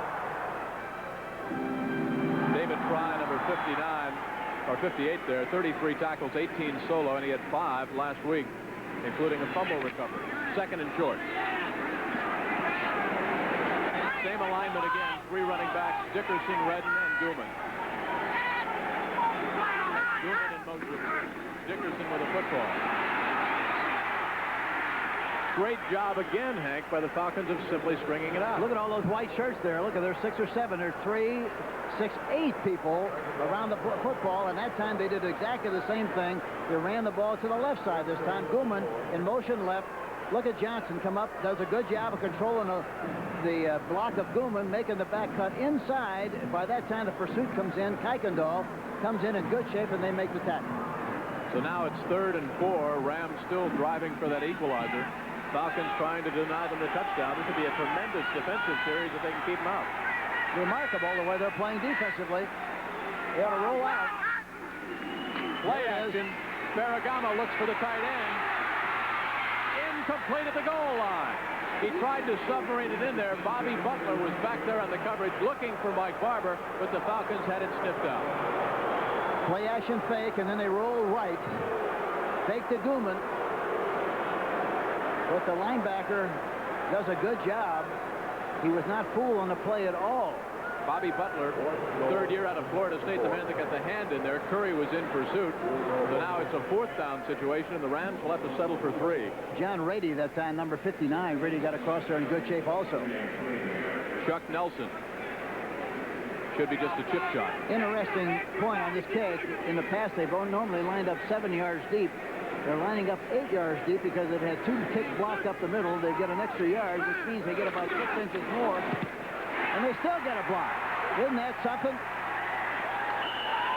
Kenny Johnson, number 37, in his 4th year out of Mississippi State, came hurling through there. Great call, Hank Stram, picking up the fact they had to still drop back, and the Falcons' defense is really stiffened. Watch what happens. Watch the top of the screen. Now, that's the thing. Anytime that you move back more than 7 yards, you give the outside man a chance to make a play, and he did. They were concerned about blocking it up the middle. They didn't block it up the middle, but they blocked it outside because they were an extra yard deep on the play.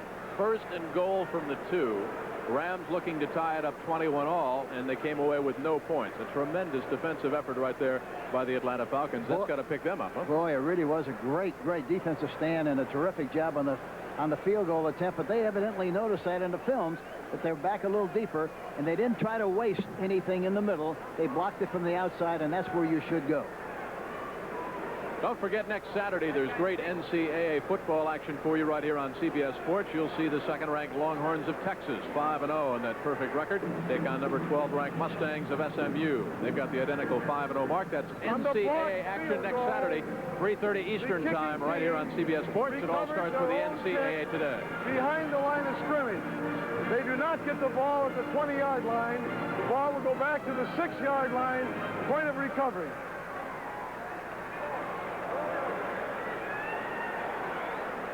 The ball was blocked behind the line of scrimmage, recovered by the Rams behind the line of scrimmage. It's at the point of recovery. Huh? You're right.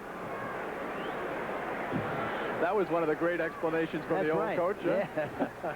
Now let's see what they're doing here now. Let's see what they're doing. They'll spot it now. 1st and 10, Atlanta, 12-yard line. That's what you said, wasn't it? It wasn't the 6-yard line. It was the 12. 12. They doubled it. You called him on the phone, right? Get him on that sideline phone.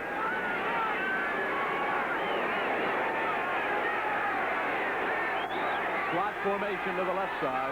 Motion by Jenkins coming back to the bottom of your screen. William Andrews. Maybe a yard. Brings up second down and 9. Youngblood in there in the tackle defensively for the Los Angeles Rams. 1:55 and counting left in the third quarter. Update from Seattle now. 23-yard field goal by Norm Johnson, and the Seahawks are up by a touchdown over the Raiders, 24-7. First a big punt return for a touchdown to put Seattle in front. Now a field goal, and the Cowboys still leading the Eagles. They're ahead now 30-7. A 6-yard touchdown run by Tony Dorsett. That floating pocket. Stacey Bailey hammered at the 15-yard line by Nolan Cromwell. And Cromwell, you know, talking to him yesterday when we did their Green Bay game several weeks ago, he was a little upset, I think, about the fact that he was moved from weak safety to strong safety. But now I don't know whether he likes the position that much more, or the fact that they're 4-2 going into this game. But anyway, he's very happy about what's going on. He feels very, very comfortable with the strong safety position. He felt that he made a lot of mistakes early because he was still relating formations to his weak safety position. But he really is doing an excellent job at this stage. 3rd and 8 for the Falcons now. White Shoes Johnson wide open over the middle. Bartkowski gets it to him. At the 16-yard line, Jim Collins on the tackle. Falcons will have to kick the football away, and the Rams defense is stiffened. And there again, Johnson came all the way to the inside, stopped. He saw a linebacker there. Here we see it again. Watch it. The pass protection is very, very good. Look at Johnson goes inside, and then he runs back outside as a low pass. And there you see the defense of the Rams, specifically Carl Eckern, coming in number 55 and making the tackle. Giacomuro kicks it away. Leroy Irvin back at the 45. So the Rams again have great field position. They trail by 7, 21-14, and we've got 44 seconds left to go. Doubleheader Sunday again next week. These same Falcons taking on the New York Jets, or you'll see the 49ers right here in Anaheim against the Los Angeles Rams. It all starts 12:30 Eastern Time. Brent Musburger, Irv Cross, Jimmy the Greek, and Charles C. Canty, the NFL Today, and CBS Sports.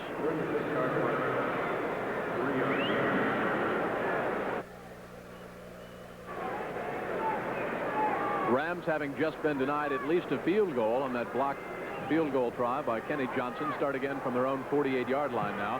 Denard comes out wide to the left side. Farmer to the top of your screen. Eric Dickerson by himself, the running back.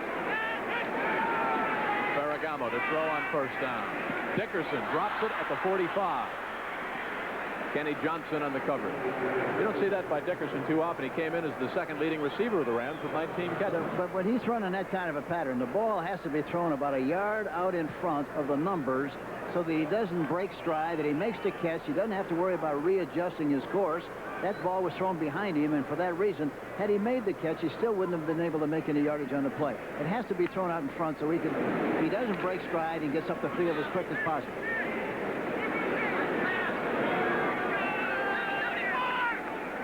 Second and 10 for the Rams. They trail by 7. Ferragamo to throw again. Denard, 1st down, and more.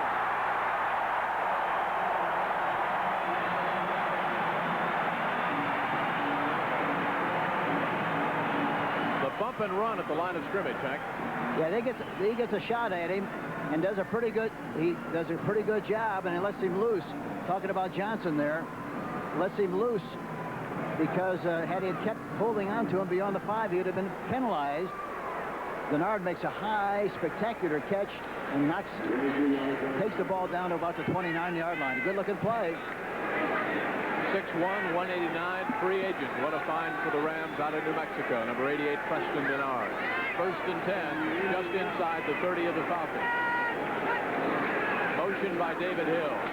Erick Dickerson tackled by Curry down at the 26-yard line.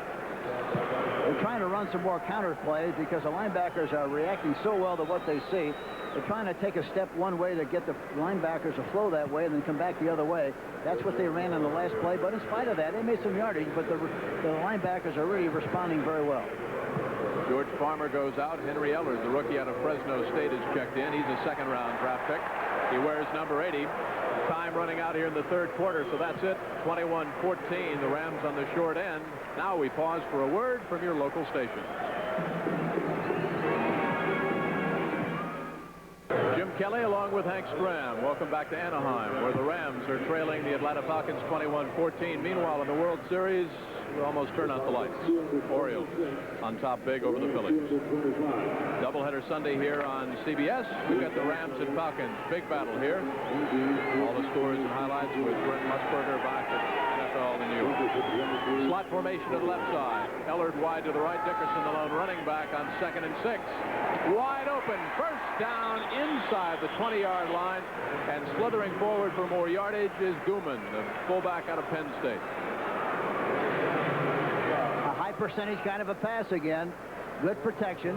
He's got plenty of time. Look at, he's looking, steps and throws. And Guman makes the catch right on the numbers, falls inside. But again, they maintain possession. Very close to a first down. They're coming out to measure. The Rams, of course, Hank, have already used one timeout, so if it gets tight down the end, that might have been a costly timeout when they took all that time to call that quarterback sneak. But you don't know what the circumstances were. You don't like for them to have to call the timeout, but as we mentioned at the time, if they didn't know what they were supposed to run, it would have been a mistake on the play. It's a lot better to waste a timeout than to cough up the football in that position. The way it turned out, they didn't get anything anyhow.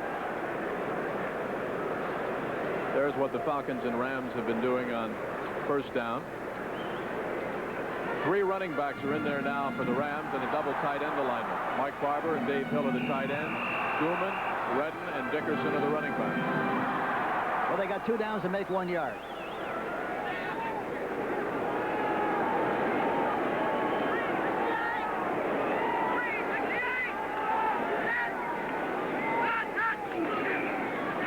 Play action. Ferragamo chased out of the pocket. Looks for Barber. Got him first down at the 12.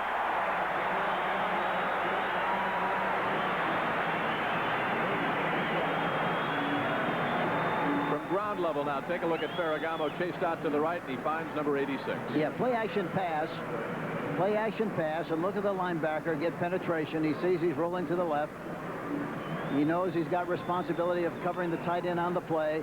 He makes a tackle on Barber, but not until after he makes the necessary yardage for the first down. And a good reaction by the rookie, Rady, number 59, the rookie out of Purdue, to come over there and tackle Barber from behind. And I tell you, there's another good reaction on the part of Barber. That ball, he made a good adjustment on the pattern.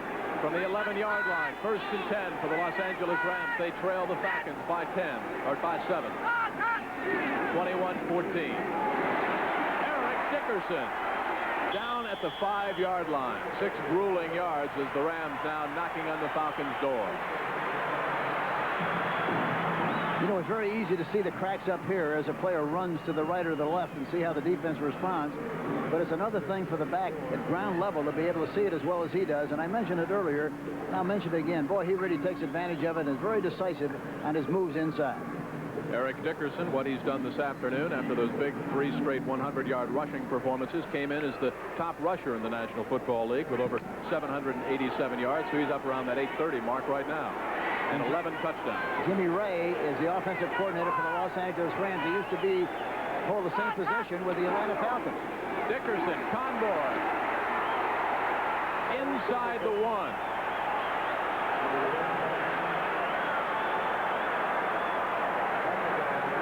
Here again, this is a counter play. Look at it. He takes a little delay and then breaks to the outside. Sees an area. Takes advantage of it. Dennis Harrah, number 60, was supposed to be leading on the play, but he wound up that he was following, didn't make a block. Had he made a block, he'd have gone in for the touchdown, probably.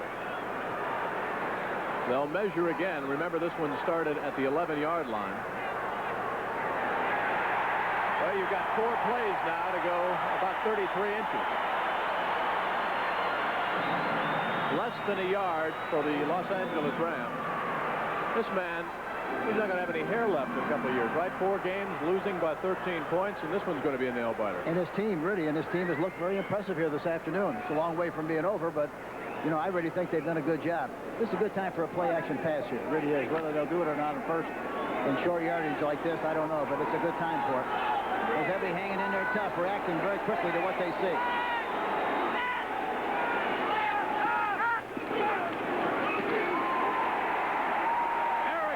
Dickerson. Behind the blocking of Doug Smith and Dennis Serra, and the Falcons, after having 14-point leads on 2 occasions, have seen the Rams come driving back. Another look at Erick Dickerson and his 12th touchdown in his young season. Nothing fancy, just a little high diddle-diddle right up the middle by Dickerson. Here you see it. Good surge by the offensive line. He goes straight ahead, sees a little seam, gets good leverage, and gets into the pile and moves it just enough to get in for the touchdown. So the man of the moment right now is Chuck Nelson, who was 14 of 15 in the extra point department coming in.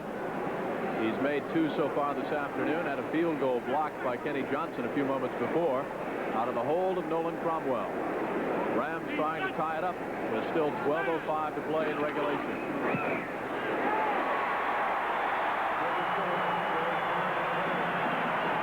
Go away. This one will go right down to the wire. The Los Angeles Rams twice have come back from 14-point deficits. We're knotted up at 21 all. The Rams get the equalizer right there, Hank Stram. We're knotted up 21. They've been a very exciting team, very enthusiastic team, and the one thing John Robinson has said about this team, you know, they've managed to do a lot of crazy things, make a lot of mistakes, dig themselves in a hole, but somehow, some way, they come out of it in good shape, and that's what they have done so far this season, and have done a remarkable job in this game so far. From the 35, Chuck Nelson. Lynn Kane back deep along with Richard Williams. This is Richard Williams at the 7-yard line. Back maybe to the 20, and not much doing after that. So it's 1st and 10 for the Falcons. You know, you talk about the complexity of these 2 football teams, the Rams and the Falcons. And we'll talk about that in a second. We've got some scores from around the National Football League to update right now. Kansas City out in front over the New York Giants for that 24-17 count midway through the 4th quarter there. Dallas has scored again against the Philadelphia Eagles. That's a big surprise, the fact that Dallas is up so big against Philadelphia there. Big battle in the NFC East. Bartkowski gets it over to Stacy. Bailey explodes around the right side up to the 27-yard line. Eric Harris had a flag down after the play. There surely was on the far sideline. You know, Hank, when I started to talk about the fact that in 4 of the 6 games the Rams have played, it's gone down to the last minute, and the Falcons have lost 3 of those 4 games. They've lost by 13 points in the last minute, too, so that both coaches have been involved with some real nail-biters. The important thing is, you know, really, the difference in the great seasons and just the so-so seasons is your ability to win the close games. You can't lose in bunches. Face mask, 5-yard penalty, number 26, defense. The penalty provides a first down. As I was going to say there, you got to win in bunches. You got to win the close games, but you can't lose in bunches. Very, very important to have a big year. Plus the penalty now, the Falcons. Raiders get a safety. We'll tell you about that in a second. Wide receivers are left and right. 1st and 10 for the Falcons. Play action. Great job by Bartkowski. Wide open down the middle is Jenkins. Incomplete as Cromwell came up and closed it off. I mean, you can't get any more wide open than that. And the ball was actually thrown away from the receiver. Yeah, but they were rolling that way. It looked like he was open, but there was no way in the world unless he threw it like a frozen rope right down the hash marks between the numbers and the hash marks. There you see it. So he's got protection on the outside. Cromwell coming from the inside. There you see Cromwell. He's double covered. Tough to get that ball in there unless you throw it quick. Fans are booing, but as you saw in the replay, Jenkins went over the top of Cromwell well after the ball arrived. All he was doing is making sure that he didn't make the catch. If he didn't make it, he didn't want Cromwell to make it. Falcons now looking at 2nd and 10 from their own 38. 11:38 left to go in this football game, at least in regulation. Jenkins wide to the left side. Billy Johnson to the top of your screen. William Andrews on the delay. Nothing doing. George Andrews sniffed that one out. Well, I tell you, they're keen on him and doing a good job of controlling the run. Normally, William Andrews will carry the ball about 24 times a game, and Dickerson on the other side carries it 25, but they haven't been very effective. Both teams have done a good job against the run. Meanwhile, in Seattle, after the Raiders had got a field goal to close to within 4 points, they now have a safety, so it's a 2-point football game. And the Broncos have come back against the Cincinnati Bengals. Stacey Bailey, top of your screen. Alfred Jenkins to the bottom. Falcons need 9. White Shoes Johnson goes the other way. They got to do something in the middle. There it is. They did. They've got Stacey Bailey across the midfield stripe. First down for the Falcons at the 48-yard line of the Los Angeles Rams. Erick Harris and Nolan Cromwell back there on the coverage. They are double covering the outside receivers, and that's why I said they had to throw the ball inside. They were going to be successful. There you saw a receiver open inside. Now you see another one open inside between a defensive back and a corner. And Stacey Bailey gets in the area just where he's supposed to be. A first down for the Atlanta Falcons. Big play. Number 33, that is Bo Robinson, the H-back, lining up at the tight end on the left side. Throws the block for William Andrews, who somehow manages to bowl for about 2 yards and get it down to the vicinity of the 45 with George Andrews hanging on, helped out by Nolan Cromwell. What do you think? Overtime? Could be. We got a lot of time left in this one. 9:53. A lot of things can happen in 9 minutes. A lot of things have happened to both coaches. You know, those 4 Ram games have gone right down to the last play. Not even the last minute, to the last play. That's happened to a lot of teams in the league all year long. Jim, it's not only the case of these 2 coaches. A lot of teams in the same situation. The Tampa Bay Buccaneers, for example, are 0-7 in the first 4 games. They were in all 4 games, with the exception of, I shouldn't say all 4, 3 of the 4 games, and they're 0-7. So encroachment, defense. Encroachment is a $20 bill for offside.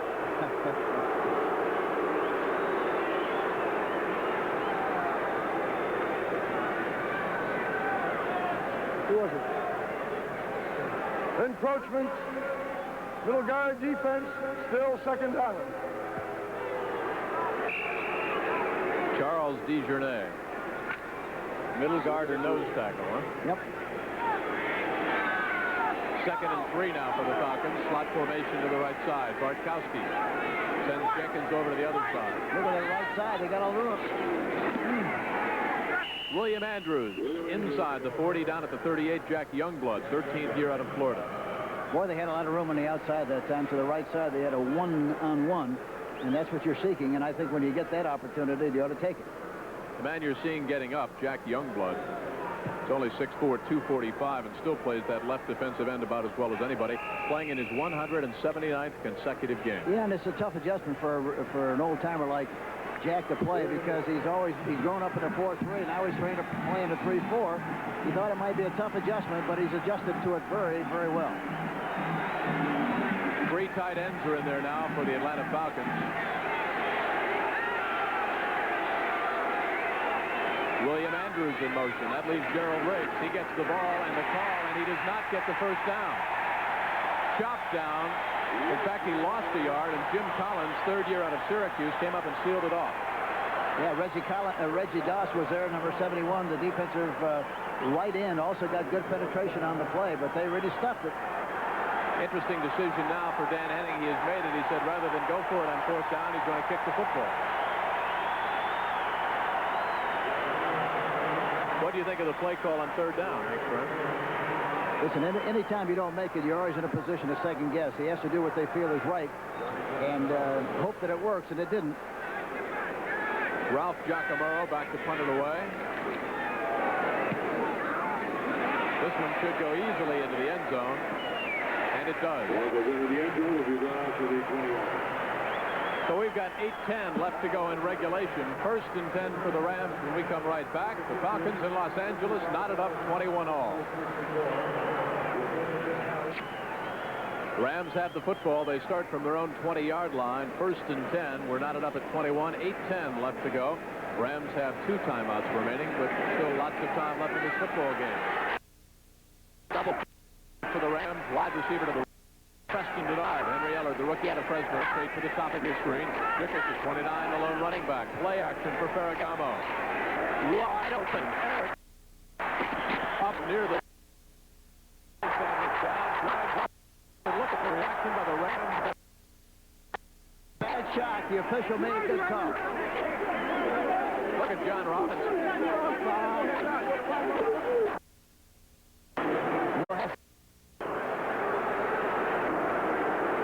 Butler. Yeah, watch what happens here. Play action fake. Looks downfield and then throws the ball outside to Dickerson. He makes the catch. Now watch what happens. Butler, and look, but Butler comes over the top. You cannot hit a guy above the shoulder pads. He hit him right on top of the head and also grabbed the face mark, it looked like, when he was out of bounds. Has to be a personal foul, 15 yards. Can't be any question about that. He looked like a Bronco bull rider. See, the other thing, the mentality. Here we go with the call. Personal foul, unnecessary roughness, number 26 defense, 1st and 10.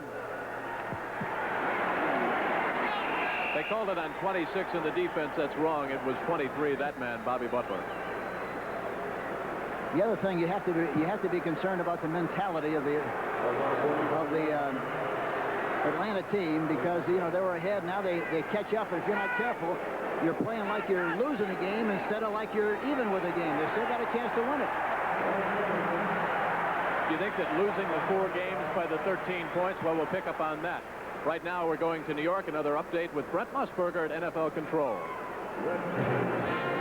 Jim Leon Bright fumbled the punt for the Giants, recovered by the Chiefs. Bill Kinney pulled out. He had Henry Marshall all alone, and now the Chiefs are starting to pull away from the Giants, 31-17. Back to Jim.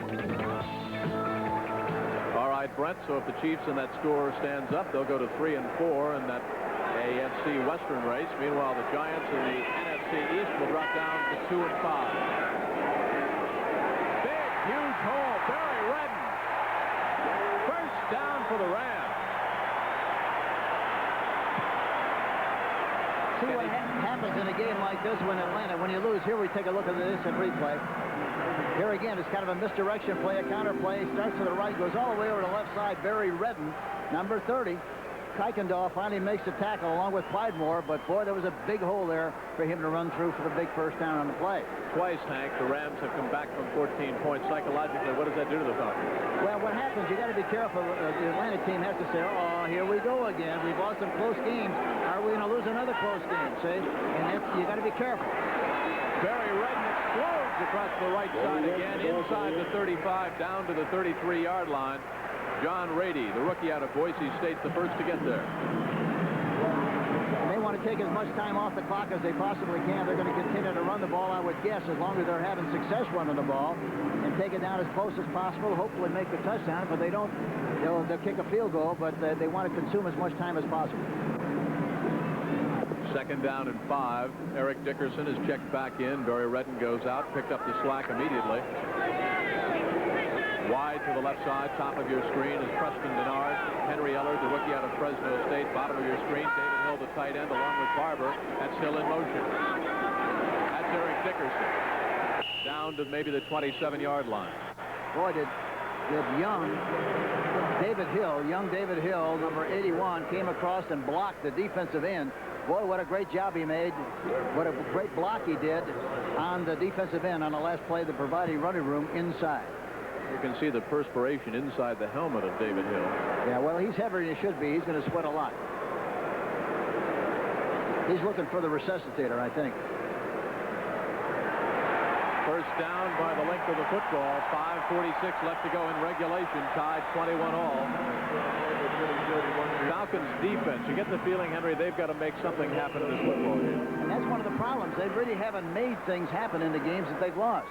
They haven't made any. They haven't gotten interceptions, turnovers, and that's really been the big difference. Last week, after Atlanta went ahead with 1:16 to go, Kenny Stabler marched them right down the field. Atlanta kind of went into their prevent defense, but didn't prevent a thing. Yeah, but the important thing was really that they let him return the ball at about 47 yards in a kickoff return. That's what hurt him. Ferragamo pump fake. Penalty flag is down. Sack behind the line of scrimmage by the rookie out of Alabama, the former All-American, Mike Pitts. And you can see anytime the quarterback takes the football, Hank, and you know because you coached for so long, that indecision, that costs him valuable time. Yeah, I can't understand. I've mentioned this several times in the game, but Ferragamo has really, for some reason or other, has really taken a lot more time to get rid of the football than he should. And for that reason, he got a shot that time and got sacked. But coming into the game, they only had 6 sacks, which is really amazing. Holding. Number 60, offense, decline, 2nd down. almost a free play for the defense when they see the flag go down. Dennis Hara, the culprit, 9th year out of Miami of Florida. So right now the Rams looking at a 2nd and 18 situation from the 35 of the Falcons. Talking to some of the Ram coaches before the game, I got the feeling they felt they could work on the Falcons secondary, particularly the safeties, and anytime they've worked a post pattern or anything over the middle with Preston Bernard, he's been open. What do you think? Yeah, because, you know, you're not working on people, you're working on the zone, because they're playing a double zone most of the time, so it's hard to work on the people. You're hitting the area that's open. There it is. Intercepted. Bob Glazebrook, cut twice by the Falcons, hangs onto the football at the 14-yard line. And we've got a fight back at the 40. That's not a fight. That's a boys will be boys deal. A little pushing and shoving, a little wrestling. Whatever it is, you don't want to be down there. No, that's right. We're glad to be up here. Big turnover. Jackie Slater and Andrew Provence, rookie out of South Carolina. Slater 8 years out of Jackson State.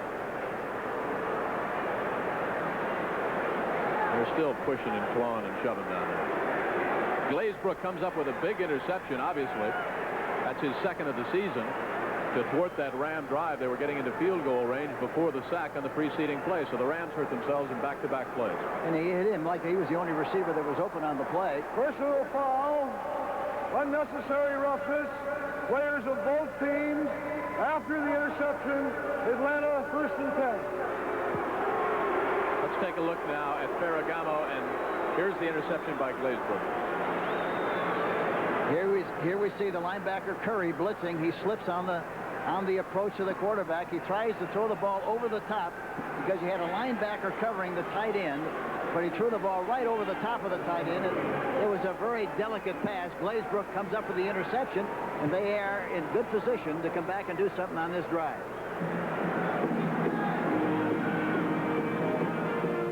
21 all. Motion by Stacey Bailey back to the bottom of your screen.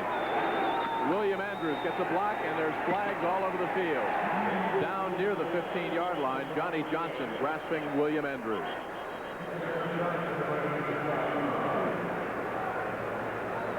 Atlanta has to be very careful they don't make an offensive mistake here and cough the ball up and provide the Rams with good field position. That's a very important part of the approach on this drive.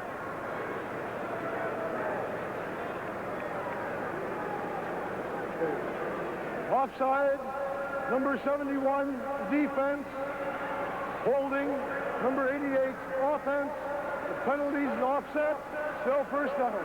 You can kind of see the complexion of the whole football game change after the personal foul, Butler against Erick Dickerson. Both teams a little bit inflamed, starting to make mistakes, some rather foolish mistakes, and it'll be the team, I think, Hank, that gets their poise back, maybe pulls out this football game.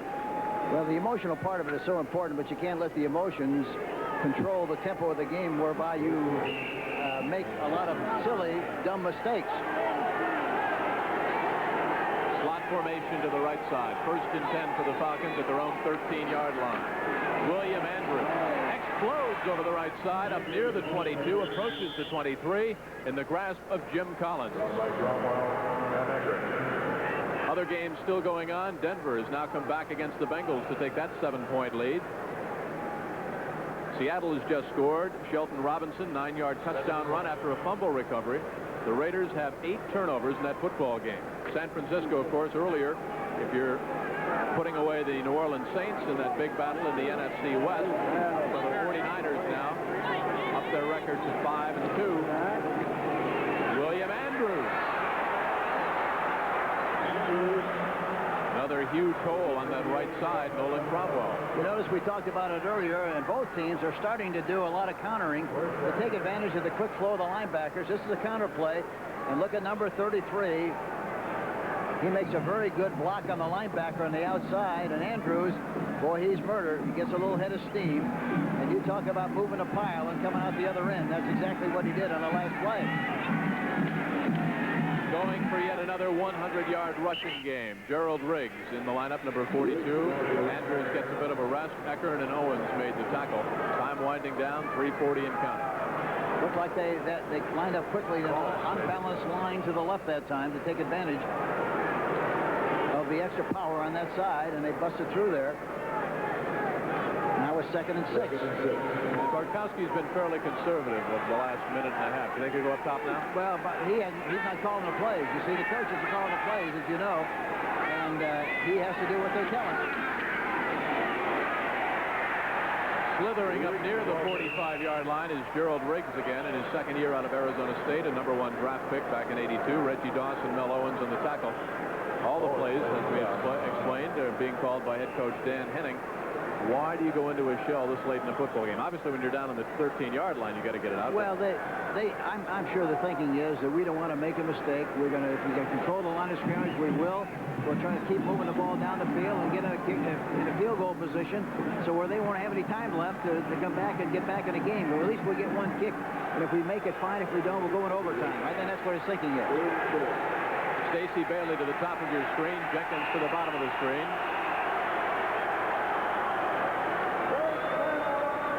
See, that's the problem with sending in plays and calling plays. There's always a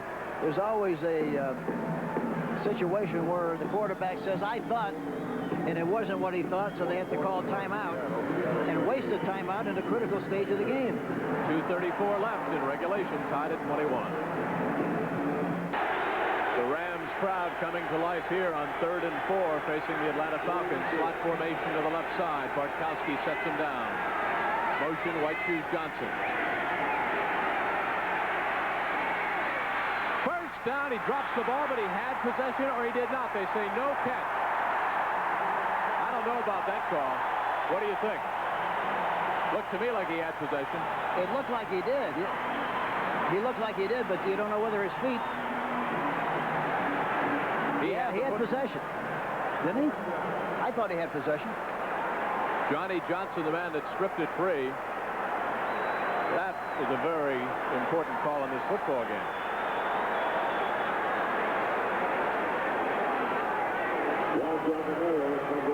Ralph Giacomo will punt it away. There's what he's done so far this afternoon.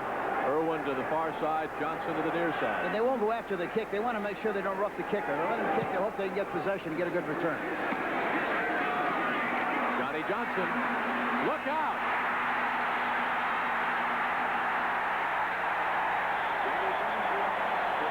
The Rams have great field position. Lynn Kane made the tackle. But watch Johnny Johnson and watch the wall on that left side. He catches the ball well right at the numbers, and that's where you have to catch it. You can't catch it higher than that because sometimes it hits the shoulder pads and bounces out. Look at this.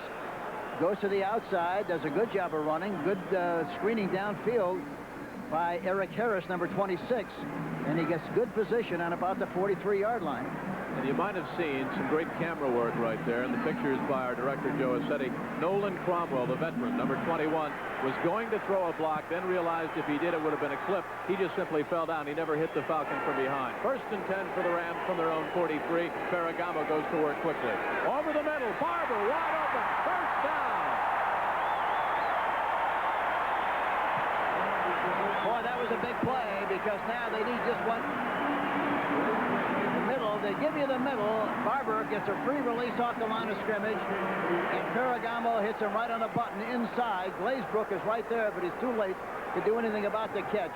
Line of scrimmage now, the 40-yard line. We've got 2 minutes left in regulation. The Falcons, who twice had 14-point leads, have found themselves tied up now with the Los Angeles Rams. Don't go away. It'll be a nail-biter. The Falcons or the Rams, it's not for the faint of heart, huh? 4 times the Rams have gone to the last play of the game. 4 games lost by the Falcons, just 13 points. It's just amazing. And here again, we keep referring to these 2 teams, but it happens to so many teams throughout the league. It's just amazing how close every game has been. Most games have been. We got a one-on-one situation over here. There it is. Erick Dickerson gets away from Glazebrook, gets down to the 30-yard line and very close to 1st down yardage. Pridemore was hanging on. Otherwise, he was off to Anaheim, maybe to Disneyland. Now they're blitzing again. Both linebackers, Curry and Kuykendall, 52. That means they're in 1-for-1 coverage on the outside. Glazebrook is covering Dickerson. He makes the outside-inside move. He's finding tackle from the inside out, but again, he makes a big play, and a big gain of play tackled by Johnson, or Pridemore, number 27. Erick Dickerson, all-purpose back, leads the NFL in rushing. and is the second leading receiver on the Rams team. Hammered down at the 29-yard line. Dickerson is by Buddy Curry and Jeff Yates, but not before Dickerson had picked up first down yardage. Clock continues to wind down inside of 105 and counting now. Rams just trying to nudge their way into field goal range. They're not thinking about 6 yet.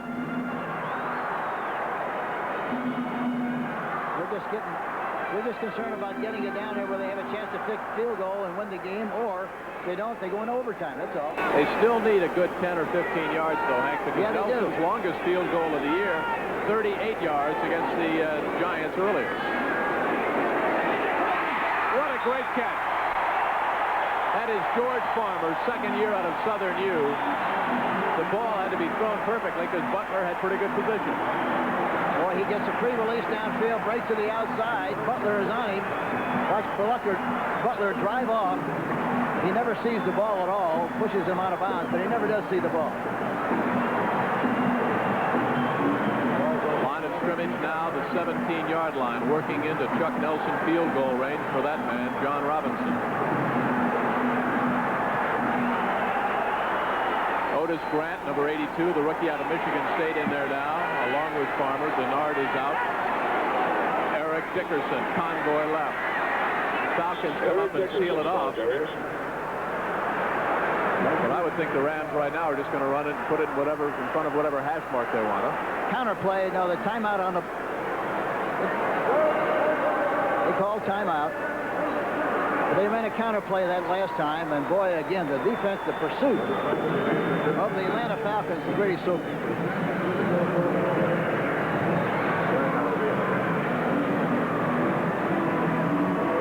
Don't forget, following football, it's an all-new edition of 60 Minutes, followed by Alice. We'll check in and see how the Romanos are doing, and one day at a time, the Jeffersons, Bill Bixby, and Marion Hartley. Goodnight, Beantown, and then Trapper John M.D., all following football here on CBS.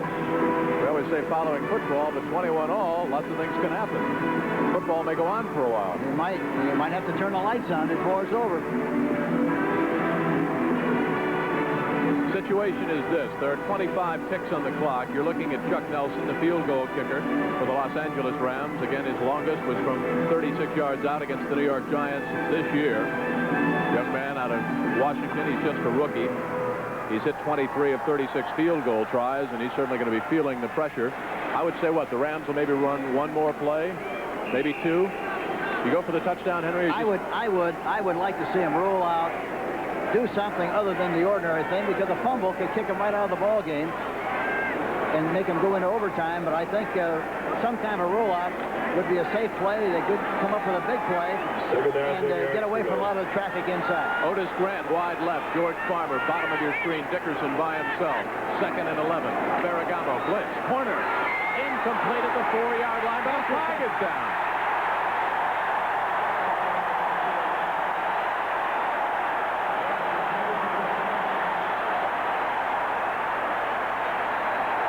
Is it offensive interference or is it defensive interference? The way the Atlanta Falcons are reacting, it's against Atlanta. I think it's against Atlanta. I don't think there's any question about that. Interference. Number 37 defense. First down, goal to go. Kenny Johnson, number 37. That's who they call it on. Here it is. A blitz inside. Double blitz with linebackers coming. One-on-one coverage. He throws the ball outside. It looks like he pushes him from the back while the ball's in the air. Now, the question is whether he had a chance to make the play anyhow. But that's what the new rule is. If you don't have a chance to make the play, you're not going to call pass interference. But evidently, in the opinion of the official, he did have a chance, and he must have pushed him, and that's why they call the play. Sure looked to me like Otis Grant had made his move to the outside. But here again, I like that kind of a call, as I mentioned earlier, rather than just trying to pound it in there inside. Play action all alone. Guman, touchdown.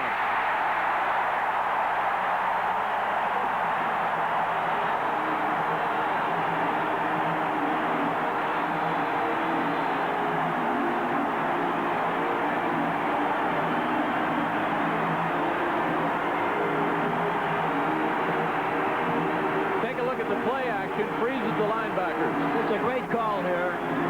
Fake off tackle to Dickerson. He blocks the linebacker.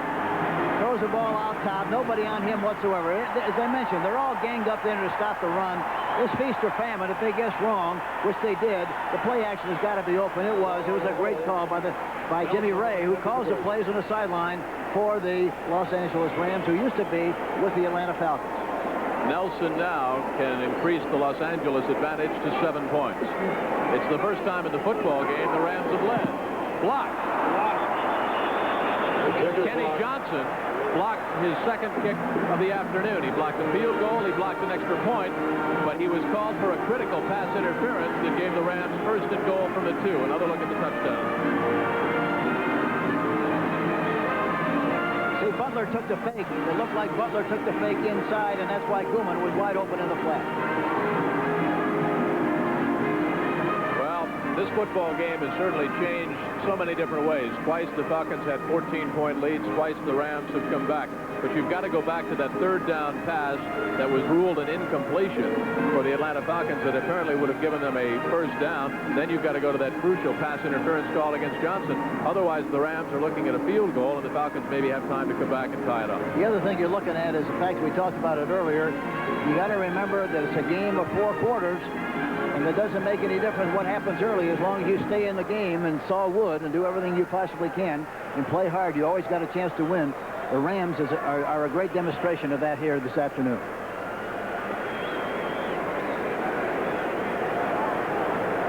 Well, with 17 seconds left, if you got any trick plays, Hank, I guess you pull them out now on the kickoff. Huh? Well, here again, the last week now, the Atlanta team was in the same situation. They decided to kick a squib kick.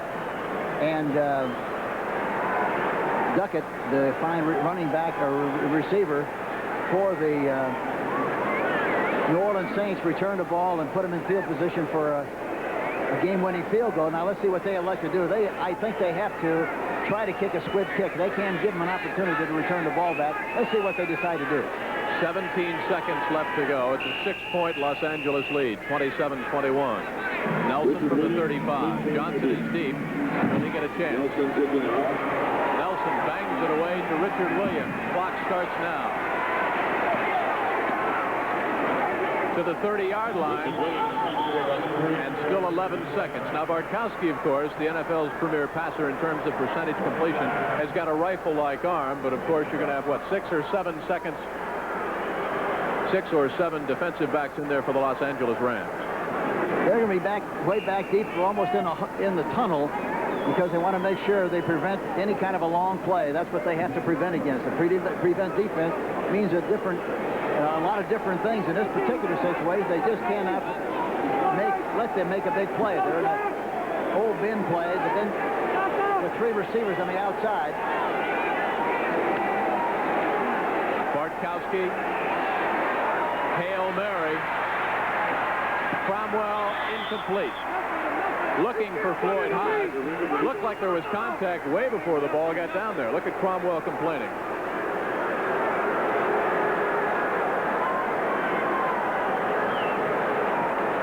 They got to take another shot just like that. We'd like to welcome those of you who've been watching the Dallas Cowboys and the Philadelphia Eagles. I'm Jim Kelly along with Hank Stram, and there's our situation. The Rams have just taken the lead, a 2-yard scoring strike from Vince Ferragamo to Guman, and it's the first time they've led all afternoon. Falcons have twice built up 14-point leads. On 2 occasions, the Rams have battled back. The extra point blocked by Kenny Johnson. He also blocked a field goal try, but he was called for a crucial pass interference that led to the go-ahead Ram touchdown. 4 seconds left, and the tying touchdown or the end of the football game on this very play. Penalty flag is down. Let's check the call.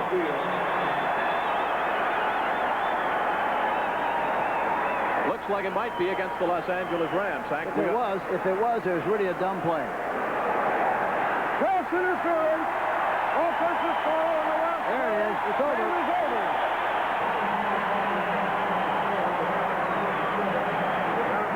So the Los Angeles Rams have beaten the Atlanta Falcons 27-21. Here is the winning touchdown. Ferragamo, play action to the right side. Linebackers were frozen because of the play action. Watch how open Guman is.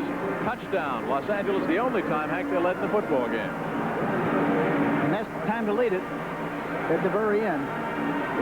So for John Robinson, the Los Angeles Rams dropped their record now to 5-2. Meanwhile, the Atlanta Falcons fall to 2-5 under first-year coach Dan Henning. What a year it's been for Dan Henning now. As we mentioned several times, they lost the 4 games by 13 points. You can make it now 5 games by a total of 19 points. And on 5 different occasions, the Rams have gone down in the last minute. This time, however, they came out on the winning end. The National Football League on CBS. The executive producer is Terry O'Neill. Today's game, as you look at our senior producer, Charles H. Milton III. Today's game produced by John Paratzis and directed by Joe Assetti and the rest of the folks who bring you the sights and sounds of NFL football here on CBS. Well, you said it very early when the Falcons built up that 14-point lead. A football game is one of 4 quarters, and the Rams hung in there longest and toughest. Yeah, you have a tendency to give up, you know, and feel, well, the game's over, and really 14 points only means 2 plays. And so all you have to do is come up with 2 plays, and you're back in business. The Rams did that, and they maintained a very high level of enthusiasm and anticipation of doing a good job, and they got the job done in great shape. So, as we mentioned, as you take a look at the NFC Western Division right now, the San Francisco 49ers will go to 5-2 after they beat the Saints. The Rams are 5-2 after their win against Atlanta. New Orleans drops to 4-3, and Atlanta now is 2-5. Those are the standings in the NFC West. For Hank Stram, I'm Jim Kelly saying so long from Los Angeles. The final score, the Los Angeles Rams 27 and the Atlanta Falcons 21.